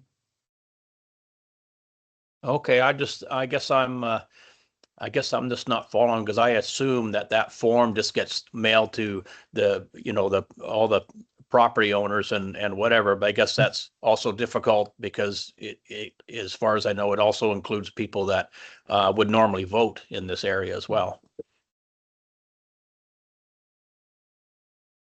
So what I'm thinking is, maybe I don't know if we have a newsletter that's going out at the same time, where we could have a QR code for that form or something like that. So there is a physical, piece of paper. I mean, maybe we don't have to do a mail out dedicated to the 911 service, but maybe on that newsletter, there's a link to the form, something like that. Director Emery, does that? Yeah, I guess it just, yeah, I guess whatever the normal way of doing it, just seems funny that it's not mailed to every property owner, that this is going to happen along, as same as the numbering process. But I guess if it works, it works. But I just see right now that if what we find on the outer coast is that if you don't get Coast Mountain Courier, you don't know anything that's going on out here. And the laws surrounding advertising are very outdated for area A and B, that we don't receive any newspapers and such. So unless, like you say, unless someone's actually thinking, oh, I better go and look at the CCRD website and see what's happening. Well, nobody does that. It should. No, I shouldn't say that. Yeah. At least two people say that, or look at the website. Yeah, I think, I hear you, because I certainly wouldn't want it to seem like this is something that's getting pushed through. It's like, if it is, what people want, then this is what we're doing, but it's not, anybody's agenda that this happens. So no, and don't take it that I'm thinking there's some kind of agenda for it. I'm saying, no, I'm just saying that I would like to see people have a good opportunity to know what's going on. And I know that, especially Rivers Inlet and those kind of places aren't, well, I guess maybe, yeah, I don't know if it's going to serve them, but people should have the idea that this is what's going on, and they might miss it if they're either they're not here as a property owner or something else, Right. No, I agree for sure. Director Hall? Sorry, I'm not. I'm just curious, with regards to the website, is there does it record hits or inquiries or people logging in there to look at what's going on? That's one question, but the other question is, are there current charges that are occurring to the property owners and whatnot with regards to how the 800 numbers and emergency phone numbers are working? I wasn't too clear on that. Maybe I just overlooked it, but are there current fees to local constituents and whatnot? There, and until a service establishment has been created, we don't tax, and we don't have the authority to tax or generate those revenues. I was just going to add, we have plenty of runway here, so we could put, if at the board's direction, information into the next newsletter for both services, along with links if the board thinks that would be helpful. Okay. Mm-hmm. Yeah, I think it'd be helpful. Yeah, anything to get, like I say, to get the word out, especially because everyone's so spread out here on Area A at least. Yeah, with like a lot of advance notice and like this is what we're doing. This is your chance to oppose it. Because we don't want it to seem like we're taking that away by any stretch, but we want to do it in an affordable way. So Right. no, I think that you've made a good point for sure. So in the next newsletter, maybe we have to make sure that we get that. I don't know how it's sent out, but maybe if it goes to Dawson's and Wickenow and places like that, I don't know. Do you want to pass, if you're interested, I don't want to push you, but do you want to give us a resolution directing staff to include the two services in the next newsletter with links, and to make sure that it gets distributed to contacts in the Outer Coast? I would make that motion. I'll second it. Okay. And that seconded by Director Hall? Yes. Yep. Further discussion? Yeah. I'm totally out of the loop on what's going on with the whole 911 thing. Mhm. Have you guys been talking about it for quite some time? And do you guys know like what it looks like as far as like when somebody dials 911, where the call goes to, that sort of thing, as well as like what the cost will be in the future? We do know, yeah. Yeah. Well, that's in a previous report. I'm happy to get that to you if Sure. you would find it valuable. Yeah, I totally would. Yeah. Yeah. So, and so for this resolution, this one is just about like the newsletter communication piece. Yes, and then We can go. and you can, those recommended ones we do need. Okay. So, yeah. Okay, so all in favor? And it was including the house numbering as well, right? Yeah. May I jump in here? Of course. Apologies, through the chair, for the house numbering one, it will be a huge timing issue because that is launching next week. So we would be required to, the first advertising goes out tomorrow. Doesn't it, Meg? Yeah. Yeah, first advertising goes out tomorrow. So we would be, it will be through and processed pretty much before the newsletter even gets to the residents. Right. Okay, so we'll cancel that. I'm not so much worried about the house numbering because we seem to have the costs under control in that, and you know, the yearly costs are going to be fairly low as well. So Perfect. So just the 911 service then. yeah. Excellent. Thank you. Director Northeast, I see your hand there. Yeah, actually just, I can wait till after the vote. It's just an observation. I don't know if we missed it, but April 6th is good for me, but does everybody realize that it's Easter Monday? But we said April 8th. 6th. Oh, April 8th. Yeah. All right, no problem. I can't read my own handwriting apparently. Okay. All right. Okay, thank you. No problem.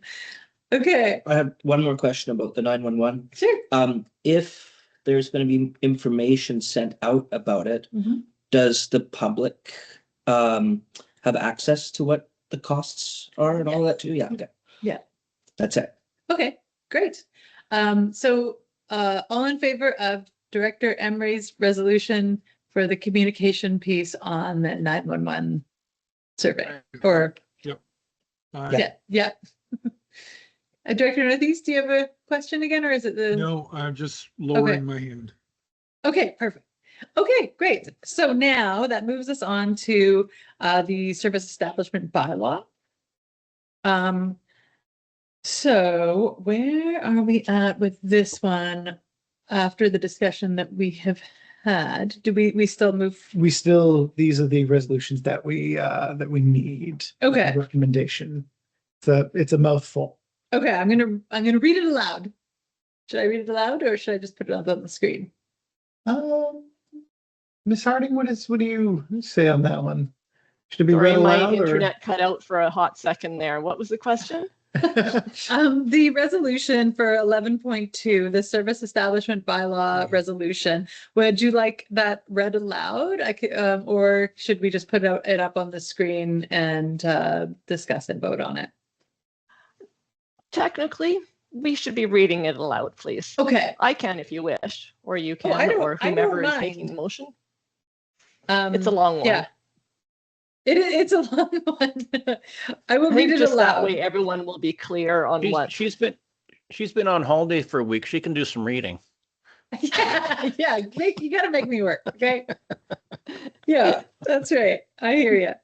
Okay, so that Regional 911 Emergency Call Service Establishment Bylaw number 566, 2026 be read a first, second, and third time, and that the Regional 911 Emergency Call Service Establishment Bylaw number 566, 2026 be forwarded to the Inspector of Municipalities for approval, and that the approval of the electors for the Regional 911 Emergency Call Service Establishment Bylaw number 566, 2026 be obtained by alternate approval process, and that the number of eligible electors of the area to which the approval process applies, being the whole of Central Coast Regional District, be determined at 2,949, and that the elector response form for the Regional 911 Emergency Call Service Establishment Bylaw number 566, 2026 be as provided in attachment number 3 be approved, and further that 4 p.m. on July 30th, 2026 is the deadline for receiving elector responses for the alternative approval process. So questions, comments, before we make that motion? I have a Yes, question. go ahead. Just because I might not be familiar with the process. Mhm. If we're trying to send out information on whether people want the service, why are we trying to approve a bylaw and on the service and doing 3 readings? I think that it's like dependent on the alternative approval process. So maybe unless, if anyone else wants to. So the board reviewed all the numbers and they were looking to move forward. Yeah. And we're required as we move forward to get permission from the electors. And the alternative approval process is that seeking approval. So there will be the opportunity to submit a form, and it's a very low threshold to not provide approval. So it's 10% of the population. If that fails, then the board can proceed to referendum if they like. So that information that will be advertised that this process is happening. Okay. And with the date established there. And then if the board wants to do communication, which they've expressed a desire to, then we will do that communication on the next newsletter. And that will further advertise that the board is looking at this sort of thing. This isn't done. The bylaw's not being adopted. It goes off to the inspector for approval. It goes off to the electors for approval. Yeah. And then when all that comes back, the board makes a final decision and proceeds to adoption. Okay. So Thank you for the clarification. So yeah, if it came, like, let's say we had 12% of the letters come back, then, either that dies or we decide, okay, like, maybe we want to do a different process to see, what the consensus is in the community. This is the most affordable option. So that's why we've gone with this option, but we don't want it to seem like we're, trying to pull one over on anybody or anything like it's meant for process. It's meant for when there's broad public, when there's expected to be broad public approval, that. and there's limits on how much, it's for only certain things. So Yeah. it can't be expensive. Like, I'm going to pick on dog control, right? Like, Yeah. you'd never do this for dog control, because Yeah. if dog control ever went to a referendum in the Bella Coola Valley, and my perception on it would be that it would be whichever way it went, it would be Tight. 52 to 48, whichever way, or something within that area. This is for something where 10% of the population can have this process stopped. Mhm. Okay. Mhm. Any other questions, comments on this one? Okay, so I am looking for someone to make that motion. Moved by Director Emery, seconded by Director Northeast. Further discussion? All in favor? Great. Any opposed? Okay, wonderful. So due to a current meeting schedule and the legislative timelines involved in the AAP process, we will need to have a special meeting at the beginning of August.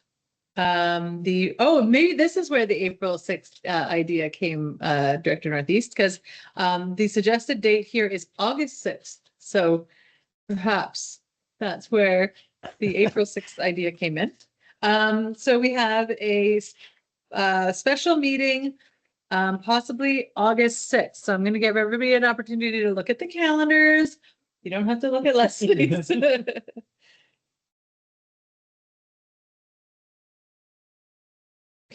see.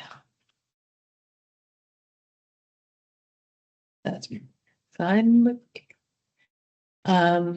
does August 6th work for the rest of the board? Sure, it's too far away to know what's going on then. Yeah, your social calendar hasn't filled up yet for the beginning of August? Okay. You never know what's going on. You never know. That's right. We might get visitors. Yeah, you never know. You never know. So we also need to come up with a time. So August 6th, that was what day of the week? That is a Thursday. So do we want to have it earlier in the day, later in the day? What's everybody thinking? I prefer earlier. Earlier, like in the morning, like 9, or earlier, like 2? Sure. Not that 9 early, works. No, just kidding. 9 9? works, but yeah. Yeah, 9 works. Okay. Okay. Director Northeast, does that work for you? Yeah, okay.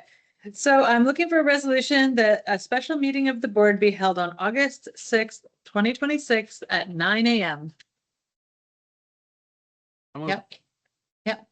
Great. Moved by Director Hall, seconded by, was that Director Northeast? Is that a second? Yeah, maybe. I think so. All in favor? Yeah. Great. Okay. Wonderful. Okay, so next is the correspondence. Does anyone have anything they'd like to discuss in the correspondence section of the agenda? Oh, yeah. I'm just reading them all. Sorry. Oh, yeah, I remember these. Can I don't know if it's against the rules, but can I go back to add a late item? Oh, can we add a late item right now? I think we can. Yeah. Refer it to our corporate officer. Yeah, what would be the procedure for that? Procedure, the board can via resolution decide to add a late item. So you need a resolution at this stage to amend the agenda to add a late item and then state what the item is. Okay, so what's your resolution, Director I Emery, would- and then we will vote on it.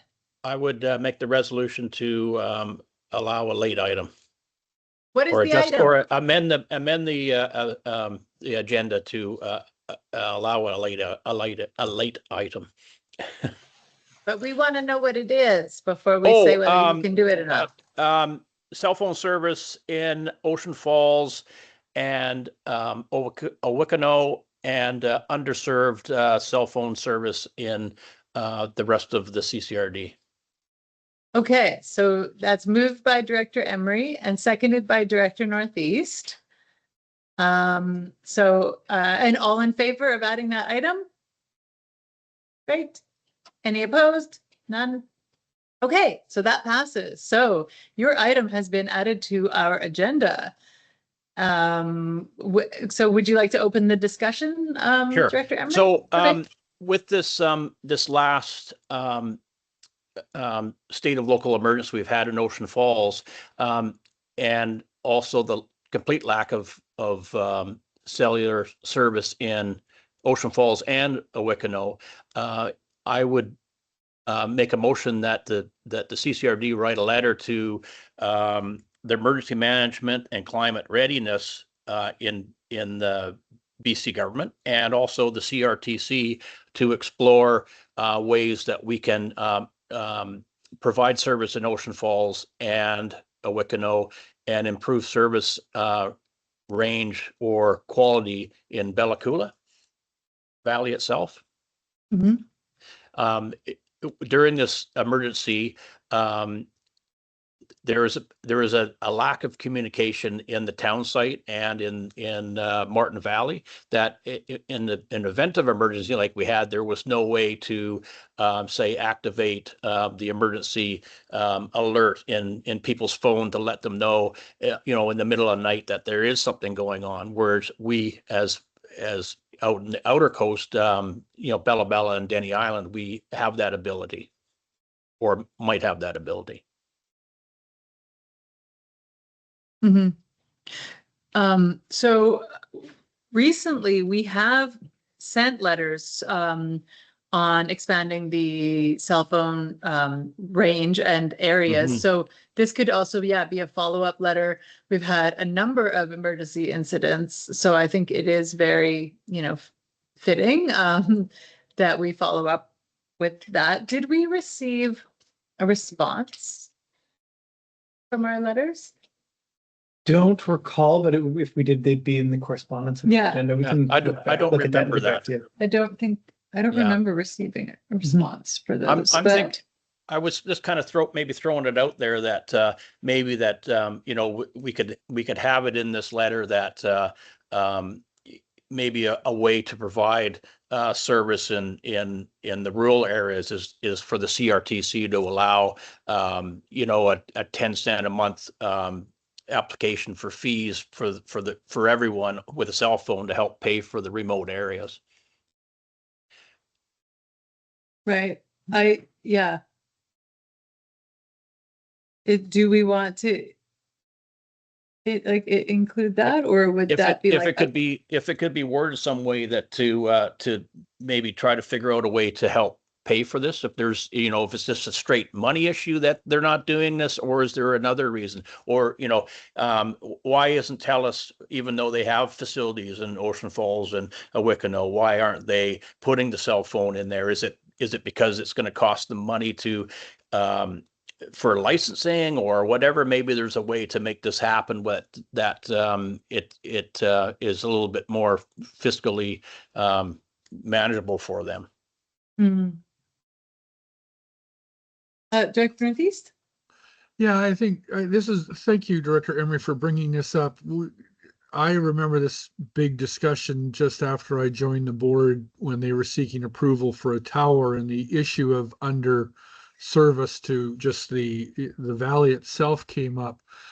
I am afraid that because they are, basically the powers that be are for profit, underserved areas are underserved or not served because they just don't see the income potential there. That's not an excuse as far as I'm concerned. And what I'm afraid is nothing is going to change until there's some sort of tragedy that could have been averted by being able to reach out to residents in a timely fashion. That said, I'm wondering if there is a way we can communicate with the minister or ministries responsible for, I don't know, emergency management, telecommunications. That might be a federal thing. I don't know. But it should be pointed out that given the opportunity to do what they do in our region, should benefit as much as possible the entire region. So what I'm trying to think of is some way to bring the need to somebody's attention, but at the same time put a little pressure saying, look, if you want to operate in this area, if you want to engage in this business, then you need to serve, for example, the residents of Ocean Falls better than you are now. Because it's been almost 8 years since that discussion with, I think it was TELUS at the time. And it just didn't seem like much came out of it that made any significant improvement. So if we are going to talk to somebody, try to address this issue, I think we need to think about it strategically. What can we do to put pressure on either the company itself or the appropriate minister? And so that's part of the problem, is that the way that they've split up and made the, say, TELUS or Rogers have access between each other's equipment. Yeah. You can't just name one Sure. company because they're all connected. So back in the day, the oral history here was that that's how they got phones here in the first place, was that BC Tel at the time was allowed to add 4 cents or something to everyone's phone bill in BC to pay for these remote areas, because they were, like you say, they're deemed as a losing proposition. Yeah, I understand. Where's City West in all this? Are they still operating out your way? As far as I know, they're as far as I know, they're in Bella Coola, and they have grants to do Ocean Falls and Denny Island, but we haven't seen any movement on that. There was someone out measuring between power poles or doing whatever they were doing, but it's another one of those things that hopefully it all works out. I know the BC government has given a telecommunications company in Haida Gwaii $24 million to run a new fiber line from Kitimat to Haida Gwaii, because the one that City West put in seems to be very unreliable, and it's getting, because they haven't buried it's getting drug up and broken quite often. Right. Thinking about putting pressure on a company, and I don't want to be presumptuous here, but maybe this is something that we could have a discussion with our First Nations representatives in the valley, and I'm thinking actually especially on the coast. I mean, it's a safety issue or can be a safety issue for everybody. And again, it's people, I believe this, when people or companies start looking around for places to expand their business or create a new business, they're looking at things like cell phone service and that. So I think if there's something we can do without blowing the budget to bring about an improvement in cell service, in the valley and on the coast, then I think we should explore that. But having said that, I'm sensitive of time and resources, especially as far as staff and that goes. So maybe it's something we could have a fuller discussion on sometime soon. Yeah, and that was what was going on in the last little bit was that lady in Wickenow was writing letters to try to get cell phone service there as well. So that was that I think that was at the last meeting we saw her correspondence. Right. And Mr. Slingerland, go ahead. I just was going to say there is an avenue the board could take is to seek a meeting with Minister Brittany Anderson, who is the Minister of State for Local Governments and Rural Communities. And that would probably be a really good potential point person to have an initial dialogue with and to see if she can kind of navigate between all the different components, because some of self-provision relies with citizen services. But there's an emergency management component. There's all these different places. And she potentially would be a good fit to initiate a dialogue on that to see if she can navigate between all the different ministries, because it isn't just one. Right. So Director Emery, like, what do you like? Would we want to write, let's say our MLA as well as Minister Brittany Anderson, as well as the CRTC and Ministry of oh my God, Emergency Management, Climate. That's MLA Green. Green. Okay. So would you want to write a letter that brings all of those parties in, or do you want it to be more focused, or what are you thinking? Well, I think it should be so the CRTC are the ones that govern rates and access and that kind of thing, because the cell systems and telephone systems are federally mandated or operated, so they fall under the federal government rules. So the MLAs, they could probably put a little bit of pressure on, but them themselves, unless they're going to pay some money out, wouldn't necessarily be able to change the way they operate, as far as I see it. But maybe I'm mistaken on that. If I may, I've had some discussions with Citizen Services. Oh God, I think it was 18 months ago. Oh yeah. It was a while ago. There's not an R photo as it was explained to me, so I may have details and I'm not prepared for to do a presentation on it. A lot of the rural areas, there's no ROI for the telecom companies for the infrastructure costs. Yeah. So their provincial government pays something in certain areas up to about 90% of it just to bridge that. So it makes economic sense for those companies. So utilizing those programs that are provided by the provincial government, and that's within the Ministry of Citizen Services, would probably be the best avenue forward for getting that infrastructure built and developed and maintained. That would probably be the first place to start. And then if you're not getting the results that you're looking for, to talk to the feds, the federal government. Because if the provincial government's going to pay for it, then I don't think the federal government would offer much. They would just let the province pay for it, let the service be provided, and go with their merry way.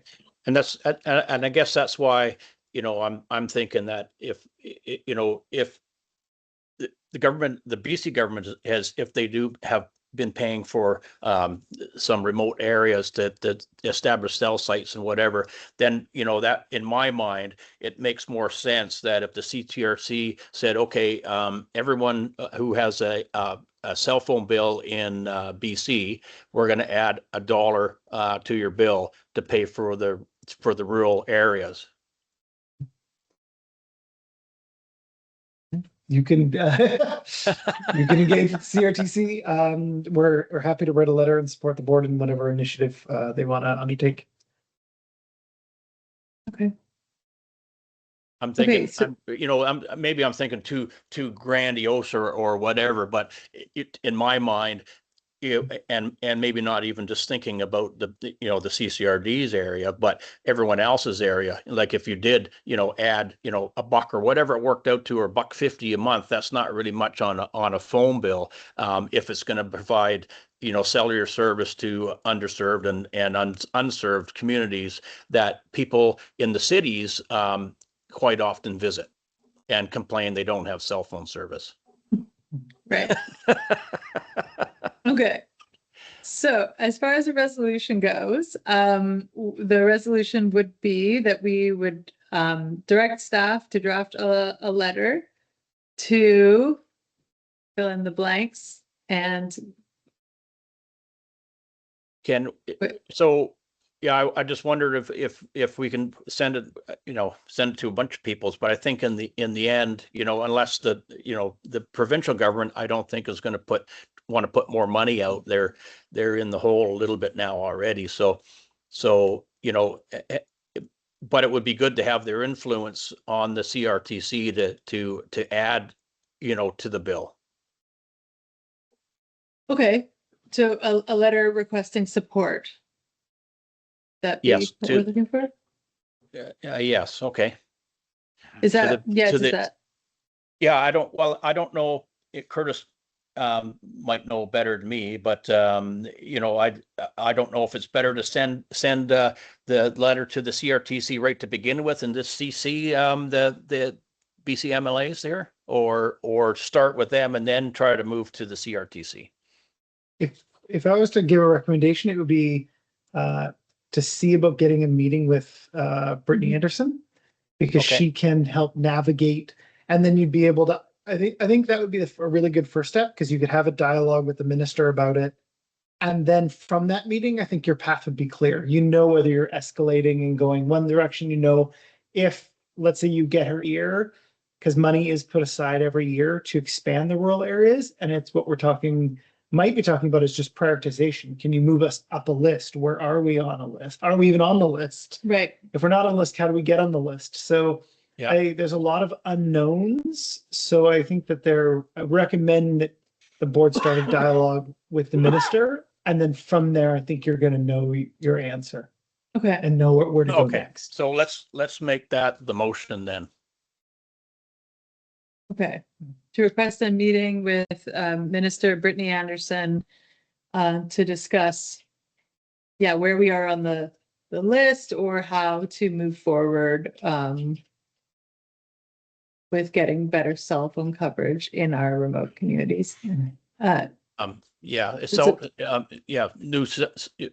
to provide service to unserved communities and underserved communities. Okay. Director Hall, I see your hands up there. Yeah, I just want to say I agree with the motion, and trying to provide service for these areas. Just on a side note, some people come to the area because they don't get cell service, get away from their phones too. So I got to put that out there. You could Very good. offer a service that you would look after their cell phones while they're visiting. Yeah, that's nice. There you go. And cell phones in here. Yeah. No, yeah, That's I great. just noted that. When they want to get out and do their fishing and be away from society, so to speak. So yeah, but I totally agree. I mean, this is an underserviced area, and the as my phone goes off right now, the fact that they don't have that security of potentially reaching out to an emergency service when there's a huge emergency and catastrophe. So yeah, I agree. Definitely, it's needed for across the board for quite some time. Thank you. Okay. So Director Emery, you're happy with the motion that we have in front of us? I'm happy with the motion, and I guess Okay. and I guess if we're really lucky, we would, when we're down in Victoria, we would be able to have a meeting with them. Yeah. I think we could track. At Yeah. UBCM, or are we thinking Yeah. like AVICC Oh, time? AVICC. Okay, Yeah. that's a good idea. The other thing, not to complicate matters, but depending on how that goes, we could look at like a resolution, a UBCM resolution, like with your idea about the CRTC. I mean, bringing it to Mhm. UBCM might not be a bad idea, but that's a little down the road. So, Yeah. Mhm. okay, Yeah. so we have a resolution. I'm looking for a seconder, seconded by Director Northeast. Oh, Sorry, just to comment on that too, don't we have to bring it to AVICC for movement to UBCM? sorry, what was the question, Director Hall? Don't we have to bring a resolution to AVICC to move it upwards to UBCM anymore? No? Okay. No. So seconded by Director Northeast. Further discussion? All in favor? All right, great. Thank you very much, everybody. Okay, so that was late items. Yeah. And next we're moving on to Sorry. correspondence. No, that's Sorry. okay. No, I think No, it's, I okay. think It was good. it's a good discussion. And we are Yeah. doing really well as far as time goes. So no problem. It's important. So now we are moving on to correspondence. So discussions coming out of correspondence. Director Northeast. Yes, two things. One is one of the constituents wrote in about beautification, and I just want it noted that's one of the reasons why I think we should pursue the grants for building facades and beautification and things like that. I think it is something that is very much needed. So I just wanted to note that. The other one is you notice the number of letters regarding flooding, and I'm very thankful to our CAO for helping me again revisit what we can and can't do. And so I'm just going to put this out there, and because I'm going to test my understanding. So as far as ditches and culverts and that sort of thing going in high weather, high rainfall, ditches on private land are the responsibility of the property owner. Ditches that are part of the roadway, the highway, that is under the maintenance of Dawson. So if a person in the community sees a problem, then their first point of contact should be Dawson, the Dawson company. Then there's a matter of, this one was new to me. I became aware that there was a culvert crossing the road, like under the road, and it was problematic. And this is what I'm a little uncertain of, and I just thought I'd ask Mr. Slingerland to weigh in here. In that case, that would that be the Ministry of Transportation? Correct. And that would be, you'd still work through Dawson, as they are the Okay. contractor in the area for those matters. Where this is Yeah. a bit of an awkward area is that it's fully within a provincial government mandate. So if there is a desire, let's say, like any road issue, I would encourage residents to make sure that they file issues, potholes, like everything road related, to file it, Okay, because then it gets sure. logged. Then it builds a case for expanded service delivery if they get a lot of complaints or these incidents get logged, and then they can deal with it. They can work with people to address the issues. And then as well, if residents feel that they're not getting great service or they need more service or better service, this is within the area of the provincial government, and they have an elected rep, MLA Davidson, Minister Davidson is the representative, to contact her, as she is the appropriate level of government for that. The CCRD has no ability to control, no jurisdiction to touch any of those areas. And that's where, if they come to us, we do refer them and encourage them to engage with their MLA, to engage with Dawson's, to follow that process, because then they'll get a faster result, because Dawson's will then, they're empowered to do the work.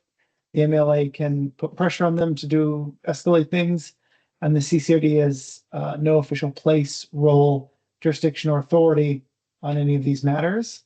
So when residents do come to us, we don't have anything. It's not a great thing to say. So just Yeah. encouraging them to make sure that they file everything with Dawson.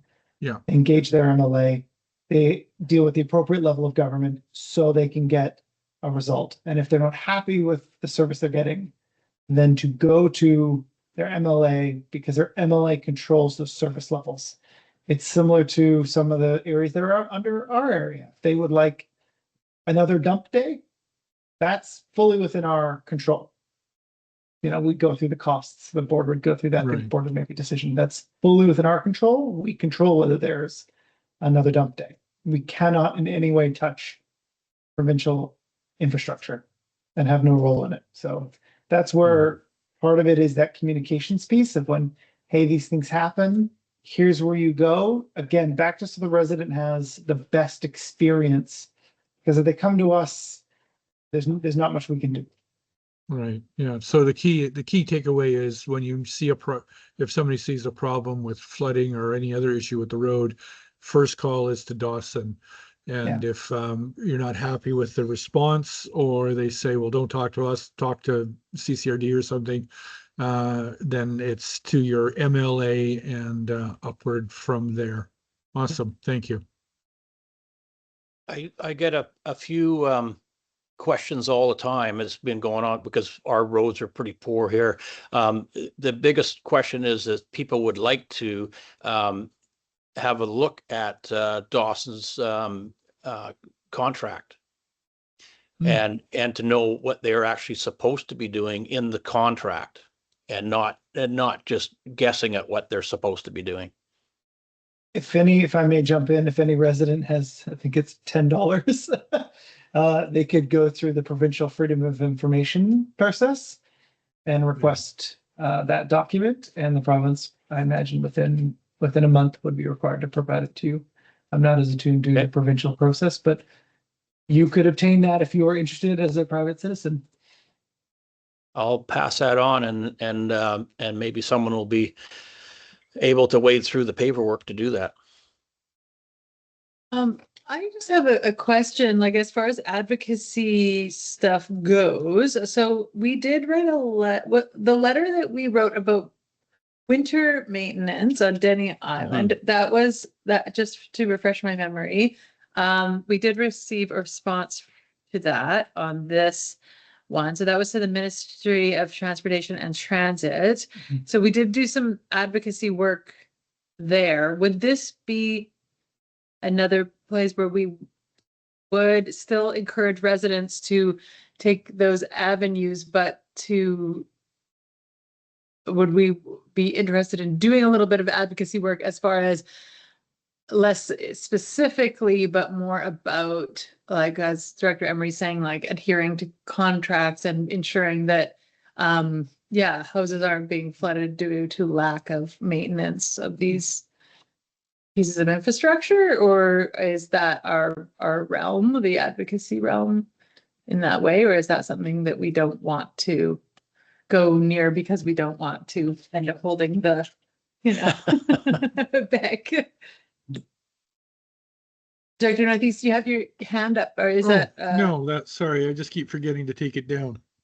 Well, Okay, and that's, that's kind of the thing. And, and it's the other part is whether or not the government should be maybe holding their main contractors more accountable. When Sheep Creek Hill washed out and because the culvert was plugged, that's part of the company's kind of basic contract is to make sure that the culverts aren't plugged, and that's kind of what we run into here and there, is that these culverts are getting plugged or they are collapsing, and it seems that they don't get looked at until it's already done its thing and it's already caused an issue. Yeah. An avenue the board could take, because one thing that can happen, I don't know the contract, is it might be a reactive policy where they respond to complaints, not proactive maintenance in rural areas. So an avenue the board could take is doing an education, could be social media posts, it could be a newsletter, an education thing on making sure that residents report issues with culverts early, to report road issues, to encourage people to report and use the tools. Because then it's easier for the provincial government if there is a list of issues that the contractor's not addressing. Like, that's a different issue. It's like, look, they've all been reported. Yeah. You're not dealing with them. What's going on? Versus then going, well, we got one phone call. Nobody uses it. Everything must be wonderful. And that's not the case. Right. So part of it could be an education bit just to encourage people to get their issues into the system. And then the advocacy from the board could be, hey, look, these things are going in, but they're not being addressed. That's what we're hearing. And that would be a discussion with the minister down the road. Yeah. We talked about that at our last chamber meeting here the other day, and people have said they phoned in and stuff, and I'm telling them, don't phone in. Make sure you send an email, and at the same time, why don't you send a CC to the chamber email, so then we could see how many emails get sent, you know. So I don't know if the regional district would have an appetite to be a CC'er on collecting emails as people send them out, but maybe the same sort of thing, and then we would have an idea what's getting complained about and have some paper behind it. So I'm wondering if I would like to respond as well to the residents who have written the CCRD. So yeah, I would like to make a motion that a letter be drafted in response to these letters with the, avenues. I expect that the residents have complained to Dawson, but I just from what I'm getting out of the letters as far as the DFO piece and that the work hasn't been done. So I feel like there might be some advocacy work to be done, but we might not have enough information at this time. Oh, I see your hands up. Sorry. Go ahead. Hi. Just a quick note that I believe an author of one of the letters is currently in the boardroom. Yes, yes, there is. That's why I think haven't said anything yet. I think he's being very careful because of the conflict of interest piece. I think you need to, Yeah. I think you need to declare the conflict and leave the room is what the, is what You need to the, declare and leave, I'm Yeah, afraid. I didn't think that was going to be talked about currently until 15:06. All good, that's when I A noticed. little as well. later on in the meeting, and since people just started discussing it, I was just keeping my mouth shut. But if I do need to declare a conflict of interest at this time, I'm more than willing to do so and leave the room. Yeah, I think because Okay. of the, Yes, the please. correspondence section. Is general? Yeah, we've kind of Okay. pulled it out. Yeah, I will leave the room. No problem. No, Thank no you. problem at all. Sorry, Garrett.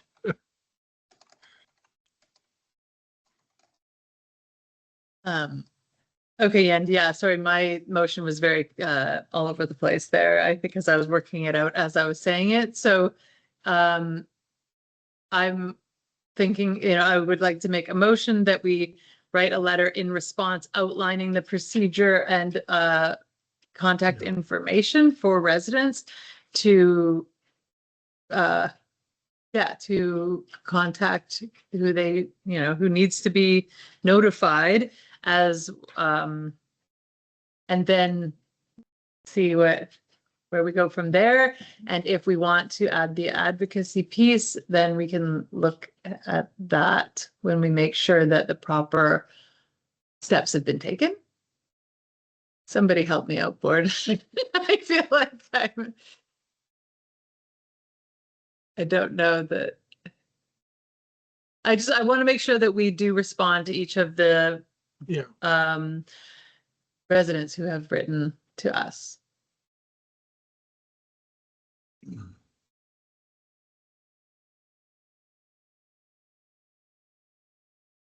Was that the extent of your resolution, Chair Kennedy? I think so, unless anybody wants to So, okay, I'll make that resolution and then it's on the floor and for a seconder or discussion, or it can die on the floor. So is that a seconded by Director Emery? Yep. Now discussion yeah. on that resolution. Thank you. All in favor? Great. Okay.